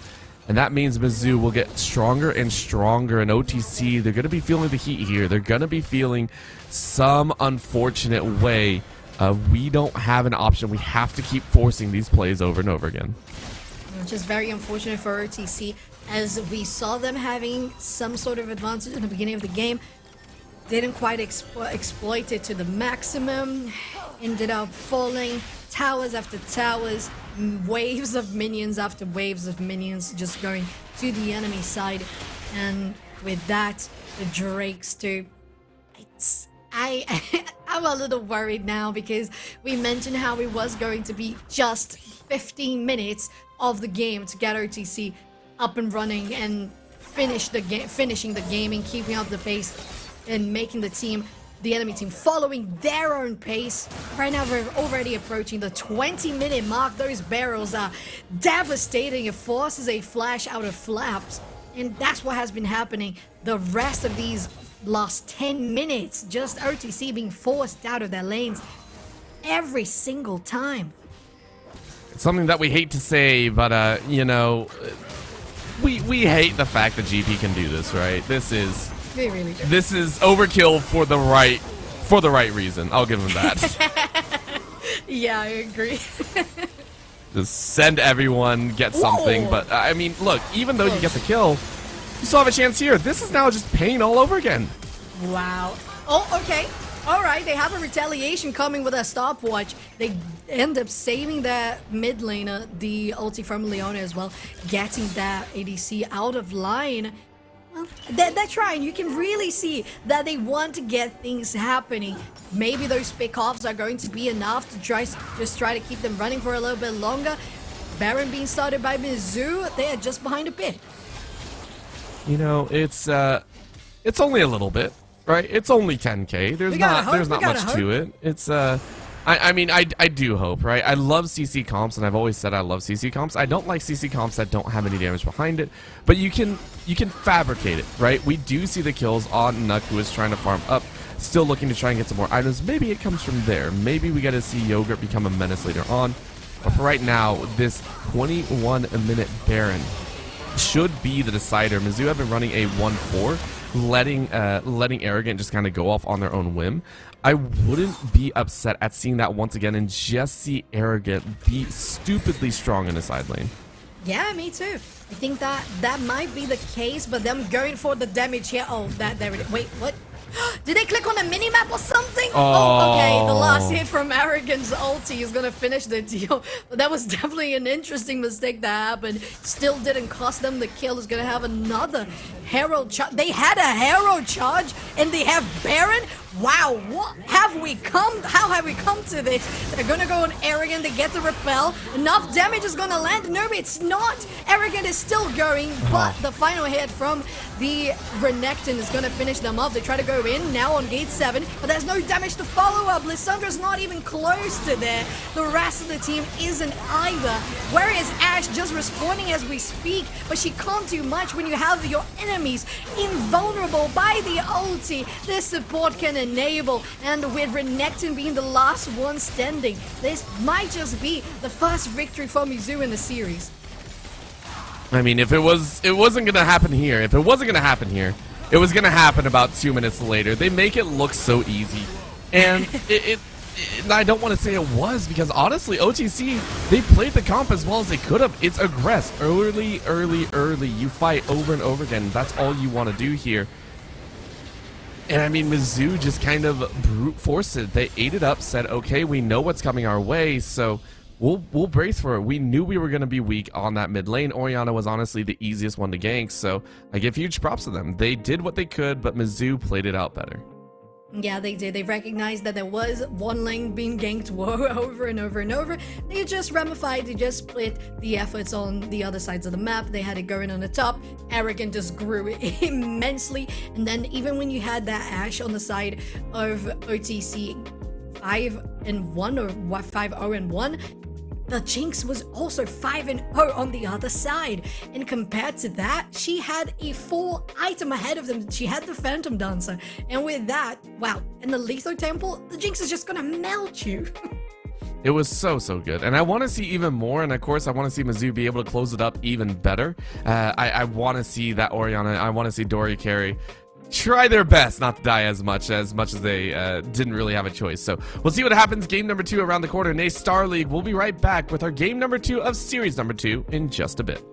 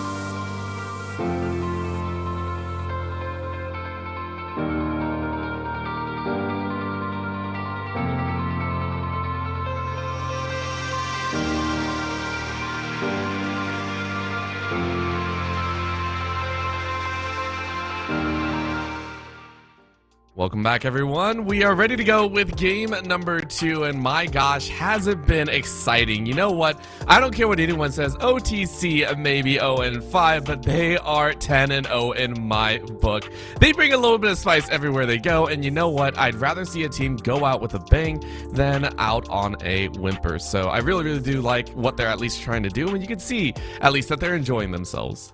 Oh, they definitely are. They are throwing in some expression, some creativity with the composition that they throw in. I hope that they get something similar going. Doesn't have to be CC oriented, but something that really shows how they're comfortable in the game, how they like to play, and this is what matters, to have a good time at this point. This is going to be a pride series for them.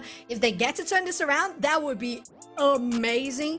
And we can only hope that that would be the scenario. And we're going to get that draft started as we speak. Missouri is going to be on the blue side again, and OTC on the red. Yes, they are. Time to get rolling as once again OTC, of course, I believe, I don't know who chose it, but OTC staying on this red side means that they get counterpick once again. And that counterpick could be all the difference, right? We could be seeing them be a little bit different here and trade things up, but Mizzou surprisingly still saying we don't want to play with those ADCs and banning out 2 of them as well. This is actually quite interesting. And again, the reason that I say it's interesting is that Xayah is a high priority, as you were talking about. The fact that you go ahead and ban it out means that you are not comfortable on it on your own, which to me is quite sad, but it also makes sense. You know, if you aren't comfortable and you don't want to give it up, fine, go right ahead. Yeah, definitely. That's what the draft is for, isn't it? We have so many champions in League of Legends at this point. There is an immense variety that you can choose from. So you might as well just take the things out of the board that you're not comfortable playing against. I think we have pretty much the same bans. Yeah, I think this is an exact mirror of the bans in the first matchup. And Missouri is going to go for a Gragas first pick. Very interesting. Differently from what we had the last game. It's gonna be spicy and hopefully a lot of fun here. That's my prediction, at least. Oh. I want to see them bring about some craziness. And all right, there it is, the Gragas, the big man, gonna be joining them on the Rift here. And I do like it. It can be drawn into technically top, jungle, and mid. We've seen Faker try and play it as well, but I'm interested to see where it decides to go. It's a great blind pick. Into the Ornn, I think it's also a decent counter. I think you can work with it a little bit. It negates a lot of that early game pressure. You belly bump, you know, and you run away. The Leona, once again, though, for OTC, they're still going for this. I like it. Yeah. Let's sure hope that they have some more backbone damage coming as an ADC here, or maybe as the mid lane choice. If you want to keep on having the Ashe, that's fine. It's definitely the ADC that's going to provide the most CC in the game. And if you want to get some more damage coming from the mid lane, I would love to see it. So considering that you are going for a CC composition, don't have to care that much about having so much CC in the mid lane as Alessandra did. Just focus on something different. Yep. Just focus on, you know, maybe an Ahri. And honestly, I wouldn't be upset about an Ahri. I feel like Ahri has a bit more damage behind it, so it might not be bad. But the Pantheon, this is some no.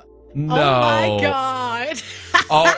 Okay, so this was being floated by a lot of people. There was also talk of some of the Kog'Maws coming back, just with some of the buffs and some of the indirect buffs, I should say. So the fact, oh my gosh, they're actually going for it. Yes, the Kog'Maw. Oh my gosh. I think, unfortunately for Missouri, this is an immediate ban for Lulu, isn't it? For OTC. Yeah, that's an immediate. All of the support-ish champions are going to be banned away, 100%. And the worst part as well is this is Mizzou also saying the spot lane is not scary, right? If you take a look at some of the hyper carries out there, the Jinx is actually considered more viable. Once you get that speed up, if you get that get excited, you're uncatchable. Yeah, this is immediately banned away. For Mizzou though, you say, okay, we don't even have to worry about that, so let's go ahead and take the Kog'Maw. So they are saying the spot lane will be ours to take. We will not worry about it. We are going to be ridiculously strong later. And we're going to let the rest of the lanes kind of do their own thing. Mizzou have been building up very nice catch potential with that Pantheon and Gragas. Right now, though, banning away some of those early game champions, OTC are going to have to work their way out. I like that as well. The Milio being banned, saying you don't get that range extension either. Yeah, you don't get the range extension, you don't get any healing as well, so you're probably going to be left with a Yuumi, with a Soraka, if you want something on those lines, because as you said, as a Kog'Maw, you're going to have to wait the game to get into the mid-late stages, you're going to have to farm it out, and try to get there while the rest of the team is going to be focusing on other lanes. We have finished up this last ban phase, and OTC is going to be picking next. I really hope to see Aura Kindred. I don't mind that. I think that works well. Yeah, it's a carry. I like it. Okay, I can agree with you on that. Little bit more presence granted into that jungle role, at least in terms of getting the damage out. It doesn't lend itself to the fact that you don't have more CC, and if they're going for more CC, it's not there. But this is another great response. This is now looking like a Pantheon support, which would be insane to me, unless it's Pantheon mid and you're just going for more excess craziness, which I would also find hilarious. So many different things. So many different things. If that is Pantheon mid, I will be very excited as well. Yeah, the variables are endless for this matchup. Very interesting. I can't predict anything. My analysis is horrible. Just leave me alone. Yo, I'm not going at you. It's okay, bro. I hear that undertone. What do Just you because I didn't mean? bet on a team last time. What do you mean? I am super nice. Come on. Don't do Oh, me dirty like okay. that. Live calling me out live on the orbital. I think the reason mainly why I like the Kindred, aside from her having the damage and being a carry, is that you're at least going to have some more defense in regards to sustainability and survivability with her ulti in the mid game, because the problem with the last composition is that when you had, okay, I like Vax, that's interesting, going in, exploding, nice. I think that's very, very nice. Considering the last game when you had, for example, the Lysandra mid, which was supposed to be dealing damage, she was actually just enabling a little bit, and at the same time she could just use her ulti on herself, whereas Kindred is definitely going to be able to help more because you're going to have that area for all of your allies, and Poppy is going to be the last pick for Missouri. What are you thinking, Orbital? I'm thinking Mizzou is just going straight for the ham comp. There is not a Yeah. single bit of buff up the Kog'Maw. When you play Kog'Maw, the reason that I say this, and the only reason that I will semi-diss on Mizzou, even though I love what they've done, like, personally, there's no safety for the Kog'Maw. When you pick a Kog'Maw, it's protect the ADC style, right? Yeah. It is the heavy cannonball of your ADC is going to wreck everyone's face. And you pick up a very stylistically different situation. All the champions currently landing here, they are specifically meant to disengage. They're meant to push forward, meaning if OTC are able to kind of stray away, if Ornn is able to draw 2 or 3 members off to the side, that Kog'Maw's free picking. There's no one that's really going to be able to save them. And that worries me to an extent. That does worry me a little bit. At the same time, we saw what Mizzou can pull off. If they're able to basically punch away the Leona, the Ashe, the Vex, Kog'Maw's going to be fine. Kog'Maw is going to be perfectly okay, but OTC, I feel like they still have an inkling of, let's play ham, let's go crazy, and I like that Vex was R5. It completely circumvents that Poppy pickup. You just dash right in.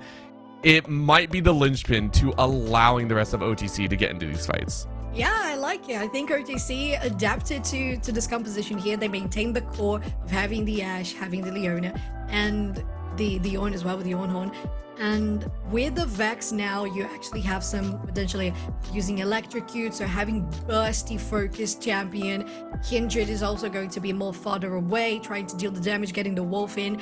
And as you said, the plan for Missouri is just really go hard. just go ham. Just really deal as much damage as they can. And the Kog'Maw is just going to be kind of an asset, I would say. He's just going to be the one to try to deal the damage from afar if they can't finish it off, because he's definitely the one to finish things off with the ulti. And that, to me, is the game style for Missouri. Whereas OTC, they have to be aggressive again, they have to go in, they have to do all the things that they tried to do in the last game, but this time around, they have damage to back it.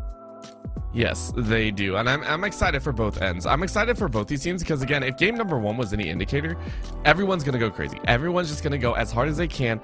Early game is out the window. Mid to late game is out the window. It's just fight, fight, fight. And whoever takes the most kills will lose the game, as we saw in game number 1. But all eyes are open. OTC, very excited to see what they can lay down. Same with Mizzou. So let's go ahead and go to a short break, and we'll be right back with game number 2 to see if OTC can pull out and get ready for game 3.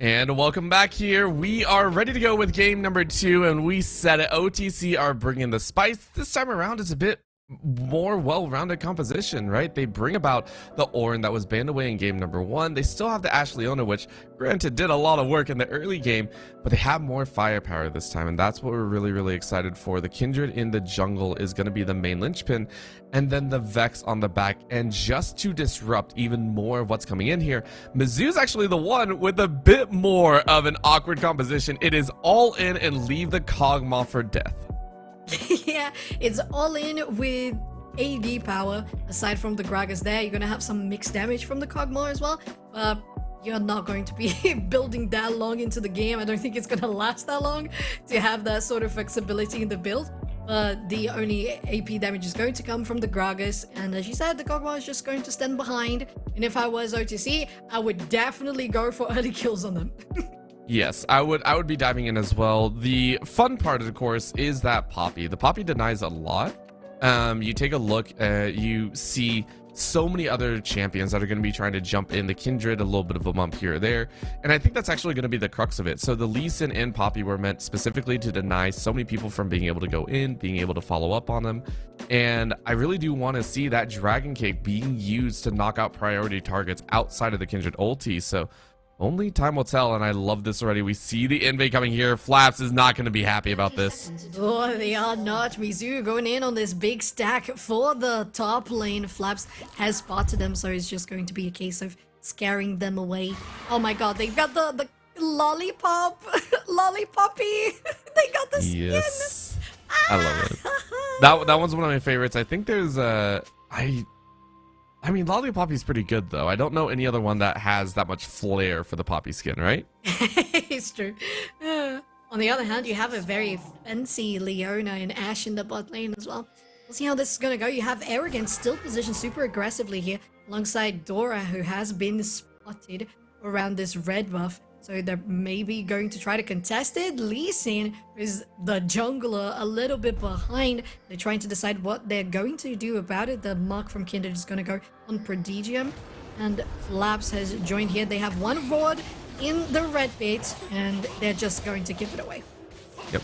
You can't really fight against this one. Prodigium and Arrogant are two champions right now that can easily bully out someone. The CC out of Poppy and the damage is something that a lot of people find very surprising, and Lee Sin is also known as one of the best level 2, level 3 fighters, so you don't want to jump in haphazardly. The question, of course, is will Yoshida be able to fight back? Will Yoshida be able to bully back? And it's actually Ethos on that Graga, so this is quite surprising.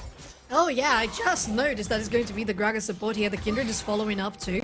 Arrogant is going to be on a 1v1 against Flaps, both getting a lot of damage chucking down and chugging on those potions to keep healthy. It's going to be a unsuccessful gank. Nothing happened really for the Kindred, but again you have the Pantheon and Lee Sin invading, and the first blood though is the one on your screen to go for the Poppy. So well done, and now we get another fight over the wall. Okay. Yeah, we do. Celtic, they have the Oh Ignite my on them. gosh. There's going to be the first one to drop. The Ashe is going to be next. And the presence that you would expect from OTC hasn't happened so far. But Yogurt Fan is here, finally, and Yoshida as the ADC that they can be. They go over the wall. They get the kill onto them. That last hit for Vax as well guarantees a double kill for the mid laner of OTC. And this is a big trade happening on the map. Honestly, this is what I wanted to see. I wanted to see OTC taking a little bit of a different route, and they did perfectly. Again, that was a chance for them to get some kills back, and much needed on Yogurt. Yogurt on the Vex will be the most opportune member to carry over some of those ganks and to look for some of those chances. You want to be available for those fights. You want to hit level 6 as quickly as possible, and you want to bring the power behind it. And especially with red buff now, Dora Carey is not going to enjoy this one too much, and that was Arrogant getting Arrogant in the top lane. I was going to say that was going to be a 1-for-1 trade, but it didn't happen that way. Ornn got the kill solo with the help of the tower. They're gonna go here mid lane. Athos onto the Vex with the flash forward and stun from Dora. They're gonna take this one down pretty easily. And the shutdown goes to the hand of Mizu's mid laner.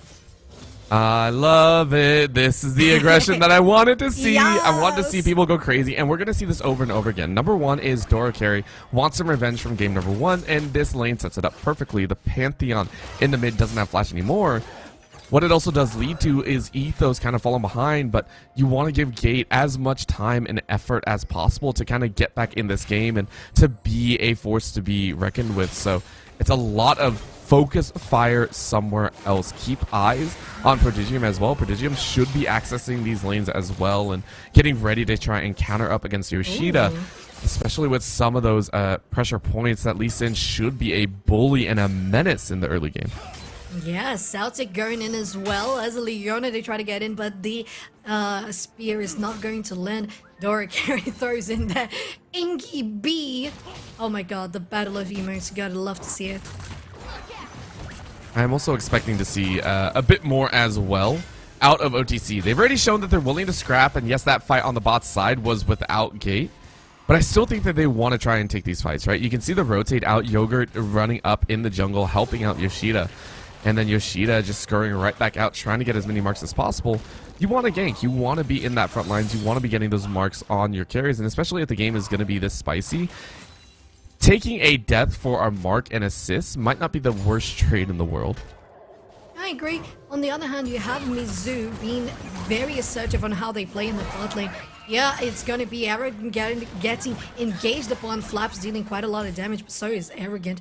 And they are just trading back and forth here in the top lane, as you would expect. But what I was saying is the pressure from Mizu here in the bot lane, even though you would expect so much from the Ashe and the Leona, they're not doing much. Oh, Ishida has gone here in the top lane, and Arrogant might be paying for their arrogance. They do get a nice ulti onto them. They run away, and with the Corrupted Potion, they're able to stay healthy for a little bit longer. They're gonna go in. The 1v1 continues. The shield and the stun onto the wall gets Arrogant. That kill by Yoshida was unfortunately taken out the ward. Again and again, like I said, Poppy brings so much extra damage to the table that you're just not ready for, and the Grasp working wonders here. This is Arrogant just making their own advantages, and I give a lot of props to that one. It's impressive. On a Poppy of all things, if you can surprise the opponent, it's good, but to continue gaining advantages is so important. Now level 6, you can see here, it doesn't matter as Dora comes in there to help as well. Would you look at that? Dora's gonna get this one kill, and the assist going for the Poppy is gonna be super helpful for Mizu. So the rotation that you had that, as soon as they saw there was the mark on Arrogant's head, they said, well, you're definitely ulting here to help me, and the Pantheon came for the rescue. Super nicely done by Mizu. They are making their way into the early game as well, and we said it, you know, we were talking about Yogurt Fan getting that level 6 and roaming out, but it was Dora Carey that said, hey, level 6 for me, I'm gonna roam out as quickly as possible, and they made it work. 2-1-2 on this Pantheon, who coming back into lane means Ethos has free roam to belly bump people all the way back. And you can see a Gate is just fine in this 1v2. They know that they're not gonna dive, and they're going to play safe. Nuck and Celtic are not at level 6 yet, so you don't have to worry. And even if the ults do come out, as long as you knock away, I would say, the Crystalline Arrow, you're fine. You have Cleanse. You're going to be okay in the spot lane. I would say as well, Orbital, that, okay, we're going to have a 1v1 here. It's going to be turned quickly into a 2v2. Prodigium ends up missing that one, but the Crescending there from the Leona is gonna get Yogurt Fan almost taking down Lee Sin. Are they able to escape? We'll see that in a second. They flash forward back into the brush. Dora carries the one taking damage now. The stun is not going to land. They flash away, but the ignite is ticking. Leona is gonna go down on the top lane. Unstoppable over the wall. Gets a kill on Prodigium. Nice communication from both teams. Coming in every single fight super proactively, Orbital.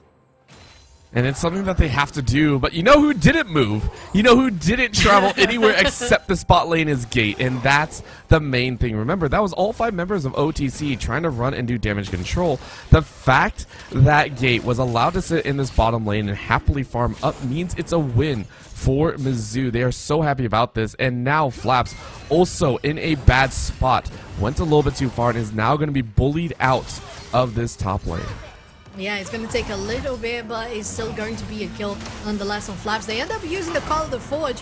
I think that was, again, just trying to buy some time while the rest of the team is taking down this Drake that's just Athos. Lee Sin has been hovering around, but I don't think they can get in close. Can they? They get in, and I see if they're going to... Oh! And they do! The Smite lands, and Prodigium gets this one, and with the Kindred ulti, they keep healthy for a little bit longer. Nuck trying to get something onto Gate, but Gate is now the one in control of this fight. Yogurt Fan, they use the cleanse, is going to be down for the ADC. Yoshida following from behind the flank, might be able to take this ADC down, but they're focusing on Athos. Just one hit and a flash away is still going to be enough. Gate tries to kite them out with the ulti, but at least it's still a Kog'Maw that is alive on the side of Mizu. The fact that even occurred and only Ethos died is impressive, to say the least. That should have been everyone dead on Mizu's side. Only Prodigium falls, and now Arrogant is still given a lot of time. And remember, Mizu got the dragon, so OTC were actually chasing for extra value. They had to look for those kills, and they didn't really find any, so huge win for Mizu once again. OTC trying to make the plays, trying to get Yogurt in the fight. It's just not working. Gate still farming up, 75 CS to 49. And that's only going to continue further. So very, very well done by Mizu. They are going to continue to just farm up, be menaces in lane, and try and counter Yoshida at every single objective. Unfortunate for OTC, because we saw that they could do a lot in the early game, but they decided not to push that much on the Kog'Maw. They allowed them to farm, allowed them to get the platings. And with that, this is what we said. They just had to keep the Kog'Maw alone, and they did. No, Prodigium. But here's going to be the Herald. No, they get a nice block from Flaps. They're going to go in as Pantheon. They join the fight. Some damage is coming out from Yogurt Fan. They're going Athos, taking the Ignite onto the mid laner. And Dora Carey is going to be the first one to take the on down. Yogurt Fan almost takes someone with them, but it's a double kill for Mizu's top laner. Oh, mid laner. I mean, either way, it's kills, right? They're very, very happy about this one. And this is going to be a chance right back for the belly slam. I don't think Celtic is actually going to get this kill. The arrow lands on the back end. There we go. There's a shutdown. There it is, Yoshida following along as well, and you have that ulti coming from Leona too. And you're kiting forward as a nice Fed Kindred would do. 4, 1, and 3, dealing a lot of damage. On the top side, you have Arrogant just chucking down those platings. That's how Mizu has been able to build so much gold all throughout the match. It's again one of those situations where OTC have been blazing their way in these fights, and yet they feel like they're slipping away. And you know what? I give them props. Again, they're still going for those fights. They're still looking to carry forward. And honestly, the kills being on Yoshida is a massive uptick since game number 1. They look much stronger, and now Flaps, again, being a bully here, gonna call down the ult as well. Oh, look at that. Very close to taking him down. They managed to get the hit with the ulti, but they don't have enough move speed. Oh, do they? Okay, let's... Okay, at the edge of our seats, it didn't happen. Arrogant is gonna come out alive. Very, very close into trying to take that top laner down. I appreciate it. As you said, Orbital, OTC being super proactive, I respect that a lot. Problem, of course, is they need to start tempering their aggression. One of the things is I don't feel it's unwinnable right now. You have the Ornn, you have this late game insurance, and you have a Kindred and a Vex. So it's very, very possible that you would be able to challenge later on here. But you can see it here, right? Yoshida still looking, and now the CC actually comes out, and it's going to be very, very powerful. Yeah, oh, look at that. They're going to be caught between a rock and a hard place, and it's going to be a kill for the Kindred once again, taking that extra bit of gold because of the takedown. And in the mid lane, Arrogant has rotated in his fight against Yogurt Fan for GGM scouting in the tri-bush in the bottom side, but they're going to go in. Quite a lot of damage landing onto Yogurt Fan. They can't retaliate that much. Their shield saved there for a little bit, but they're almost down to 20% health. Oh, there it is, the backup from the rest of the team. It is there, but they don't die! Excuse me, what a flash forward! Amazingly dodged by Yoshida, going in and taking down that copy. They're going in, they're keeping on doing it. They get the insect going from Lee Sin. The damage from the casket is gonna go as well. Prodigium falling down, so is Yoshida. They both get knocked out. It's a 2v1 now, just Celtic alive. It's going to be no one alive in the mid lane, while bot lane and mid are just taking down these turrets in a whip. Again and again, there's fights across the board, but guess who comes out with the extra value? Guess who's coming out with the plates? Guess who's coming away with all the extras behind it? I said it in game one. It's all about what you get after the kills, not the kills themselves. That is going to be first tower on the top side, second tower here in the mid lane, and Mizzou will keep pushing their lead ever forward. Huge thing as well, Gate, now a decent chunk of CS ahead, has the Gwynsues available. They're looking brutal. They're looking like monsters, and Gate has not even joined the fights, whereas Nuck has. So that's a big difference here. Prodigium, can you do it again? No way, right? Oh, can he do it again? Oh, that's they good. get a nice arrow on them. Nicely done. There's still a ward over the wall, but the amount of CC is going to lock them in place. Nicely contested by RTC, who are going to get this one as an objective bounty as well, so the extra gold is going to suit them nicely. I appreciate that. I appreciate the screw you, we're not dealing with it today. We will kill you so you don't even get a chance to fight. And that's all it's going to be. So very, very well done. Very smart as well.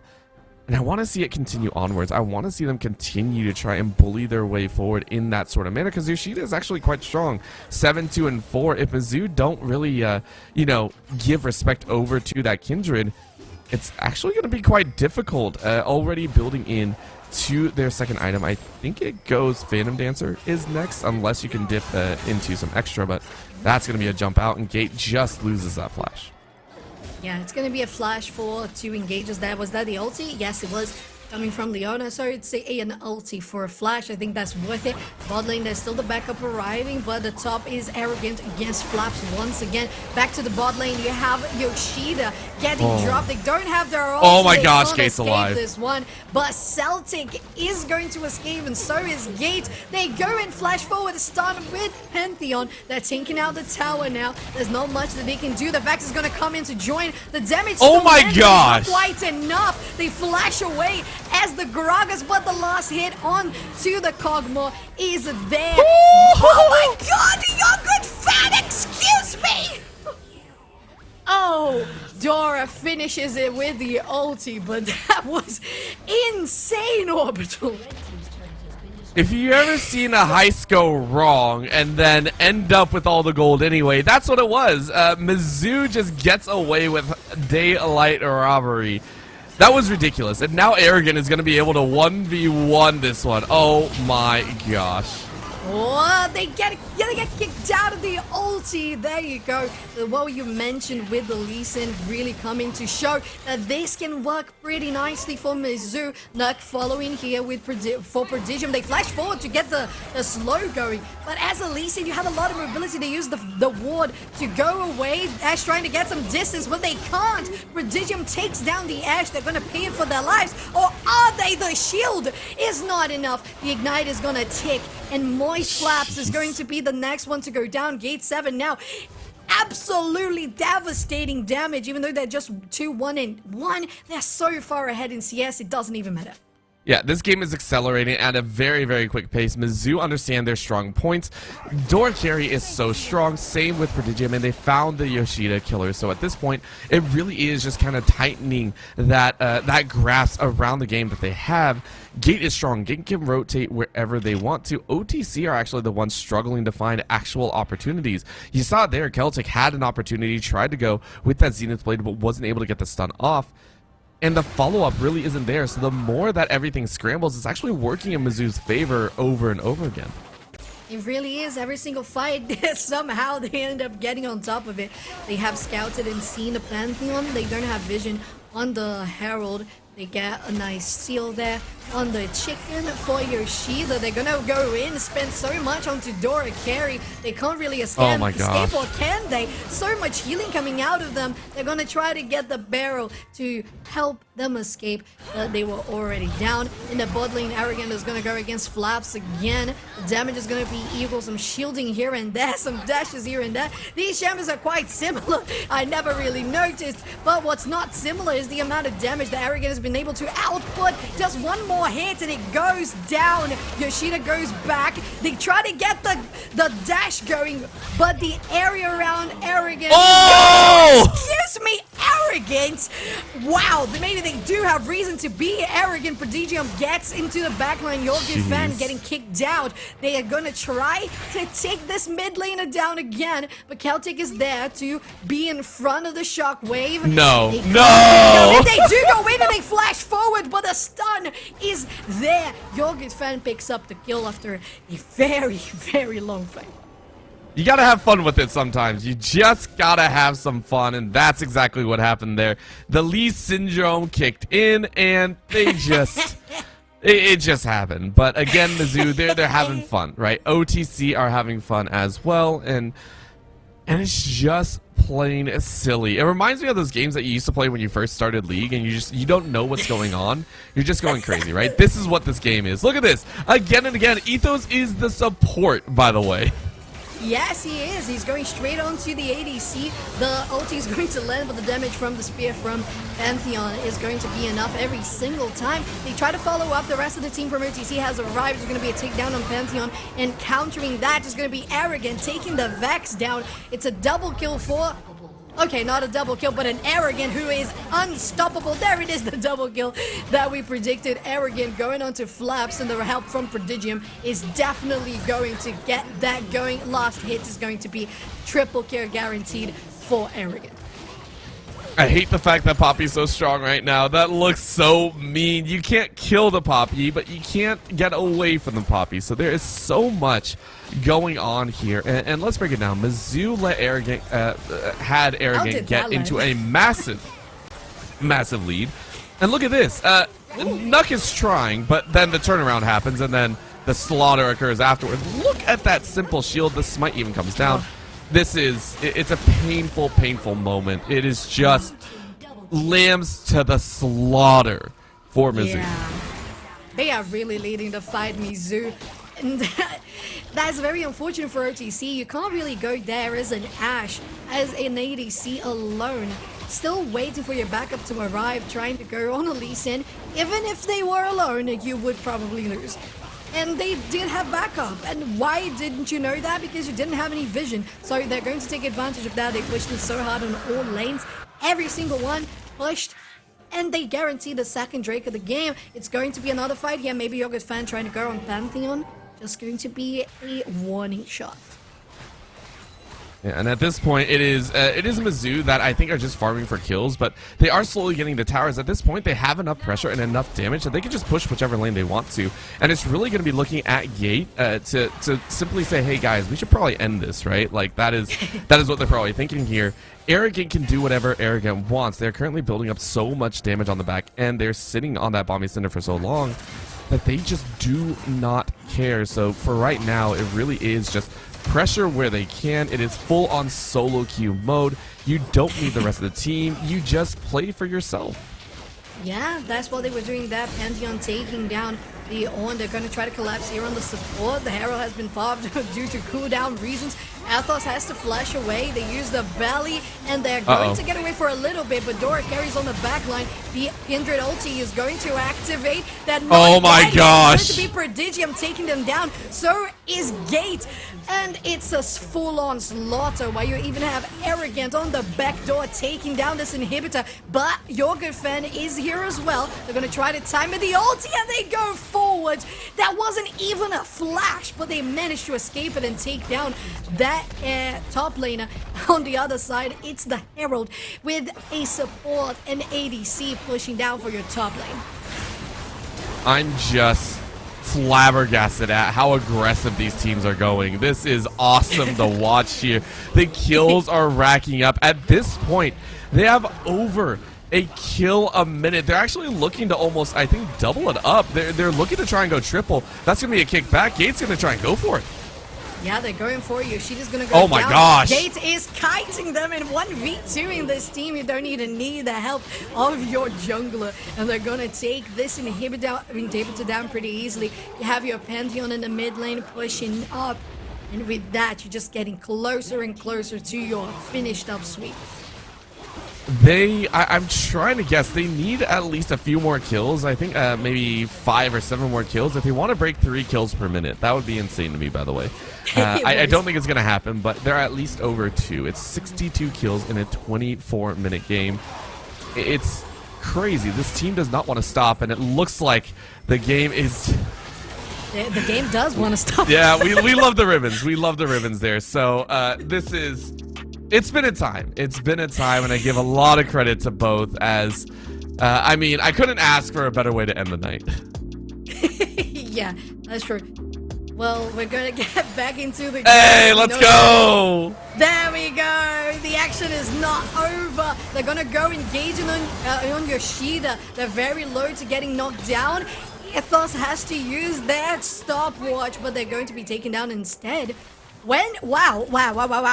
The moment that we're out, they literally get 4 kills. It's almost an ace. You have Nuck following up, trying to get something on air again. They know they have to be careful. Just push in for the waves. Just get some pressure around the map. Maybe get some warding done soon, because there's going to be 1.5 minutes for the next Drake, and it's going to be so point for Mizzou. There are some points where I sit there and just go, holy crap, I love it. And granted, in this one, I will say there is a style like this. It's just full out aggression in the early game. I think it was LCK. I want to say LCK or LPL that really pioneered the fight in the early stages, fight forever, and just have these crazy fast-paced action games. And I love it. I love that style. It shows, you know, the mechanical micro skills of everyone. And, you know, if OTC are able, especially for a school that is looking to kind of continue their program, it might be kind of fun for them to also try and continue this type of presence in the future. If you can really iron out this type of game, if you can iron out this style of we're going to fight almost every which way in every single moment of the day, it can breed a very realistic play style of we will take over the early game and we will never allow you to, as long as the meta allows, right? As long as the meta allows for these types of champions, it can breed a huge opportunity in these early games. Ooh, we have the actual of this fight here. And there's still Yoshida left. Still a little bit, but no longer. They have to pop their ulti. It's gonna be the last hit from Gate 7, taking down the Ashe. They're trying to retaliate, but at this point it's just OTC fleeing for their lives, as it's a triple kill in the hands of Mizzou's ADC. They take down the inhibitor. They have the Baron minions, and with that they're going to push for the Nexus there. It's all the inhibitors are down. The big minions are already there, trying to get some damage here. Yogurt Fan onto Arrogant, but this is as much as over as it can be. Yes, this is game now, and I love it so much. Again, never giving up to the last moment. It was solid. That is over 70 kills in 26 minutes, and it was fantastic all the way through. I give huge props to both teams. Mizzou had a blast, OTC had a blast, and OTC, I want to see more. I want to see more of your crazy antics. I want to see more of the early game shenanigans. Again, if you can get the early kills, you can make something happen if you just play your cards right. Yeah, you really can. And you said that maybe you saw it on LCK or LPL. Either or, you are going to bring something innovative to North America and bring in that play style that's going to be different, that's going to be creative, that's going to be fast-paced. It's something that can catch people out of guard. So if you iron it out, as you said, this has great potential. It really does, and it all starts with, I think, a few members here. It was taking a look in the jungle. That Kindred came out of nowhere, it felt like. But as much as I want to talk about OTC, we have to talk about the winners, because Mizzou played up to it. In Game 1, they weren't sure what was going to happen. They played standard, and they weathered the storm. Their energy picked up, though. And then in Game 2, they fully met OTC with a lot of aggression and a lot of respect. The wholehearted enjoyment of taking those fights. The only one that didn't really get a whole whole lot of fun, I feel, in the early game was Gate, and then Gate exploded onto the Rift at the tail end of the game. It was phenomenal. Yeah, as you would expect, to leave an ADC alone, you leave a hyper carry alone. Basically one of the most immobile hyper carries in the game, and you just let them farm. They're gonna get the gold, they're gonna get the damage, and when they show up to the party, like, oh, I'm sorry I'm late. But they just make it up with kills, so it doesn't even matter. It was so good, and I think we do have an interview with actually Gate 7, who will be coming in to tell us a little bit about their series, and as well as what they are hoping for the rest of the season, because now they are sitting on 4-3, a few more games to go and a few more series to go as well in the season. So we'll go to a very short break, and when we come back, we will have Gate on the interview board to see what's going on behind the back of the Mizzou squad.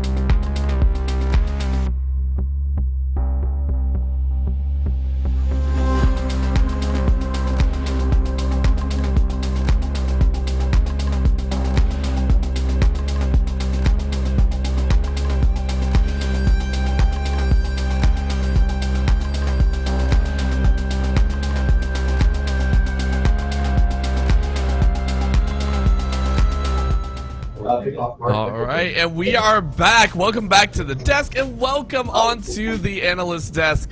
Not an analyst, but one of the players. It is Gate 7 from the Mizzou squad. Gate, how you doing after that victory? Feeling pretty good. I think it was a pretty clean win. A little bit of goofing around there, but overall, happy with the result. Yeah, you definitely should. It was such a fun game to watch, especially the second game. I want to ask in particular about this second game. You on the Cogmo, how was the communication in the backstage? Because it was so clear that you were going to be alone for the majority of the game and then just pop off. Do you want to talk about it? Yeah. We noticed they just really like doing these roam mid plays where they send both of their bot laners mid. So I'm just kind of like, okay, I guess I'll just farm up, and then I ended up with a crazy amount of gold after lane, and I think that just let me kind of have free reign over the the game. Yeah, I mean, it took off to a very, very strong extent, and it happened in games 1 and 2. So what were the comms like and the decision making from games 1 and 2? It seemed that the composition went straight into, all right, full on solo queue mode. Was that the intention, or was that just something like you guys, all right, we know we got this kind of thing, like we're gonna kind of play up to it? Yeah, with game 2, we definitely we experimented with the draft a bit. We kind of just picked a bunch of flex picks and then put the draft together after we already drafted, and we just kind of played a really heavy like skirmish style with the Pantheon, Lee Sin. It was after game 1 we realized we could just kind of play some heavy solo queue type stuff, and it worked out well. So. Yeah, absolutely. It really showed. We looked at the draft and we were like, wow, this is interesting. Just felt like you guys were really comfortable, as you said, just noticing how the other team played in the first match. You're like, well, they're gonna do something similar. We don't have to think too hard about the draft, so just going comfort picks, and that definitely goes for a very nice finish to the night, doesn't it? Do you want to talk about how the experience has been overall with the league, because it's round 7 already? Yeah, round 7. I think we haven't really shown our best in some of the games. We've lost some games that we, going into them, we thought we should have won.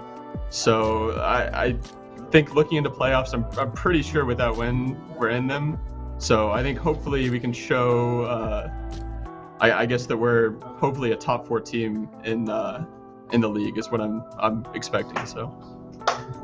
All right, well, that's awesome to hear. Before we send things off and let you go celebrate your hard-earned victory at now being pushed over that 50% mark, I gotta ask you, anyone you want to shout out, anyone you want to give a huge round of applause to, either on your team, your faculty, or anyone else? Shout out to Dora Carey 1, real team player, always willing to die for the team. I was wondering about that. So again, thank you so much, Kate7, for the interview. Go ahead and have a fantastic night. Thank you so much. Thank you. All right, with that, I mean, we pretty much wrapped it up. 2 series, 2 2-0s, and a lot of fun to be had. Sofchan, any final words before we send it off for the night?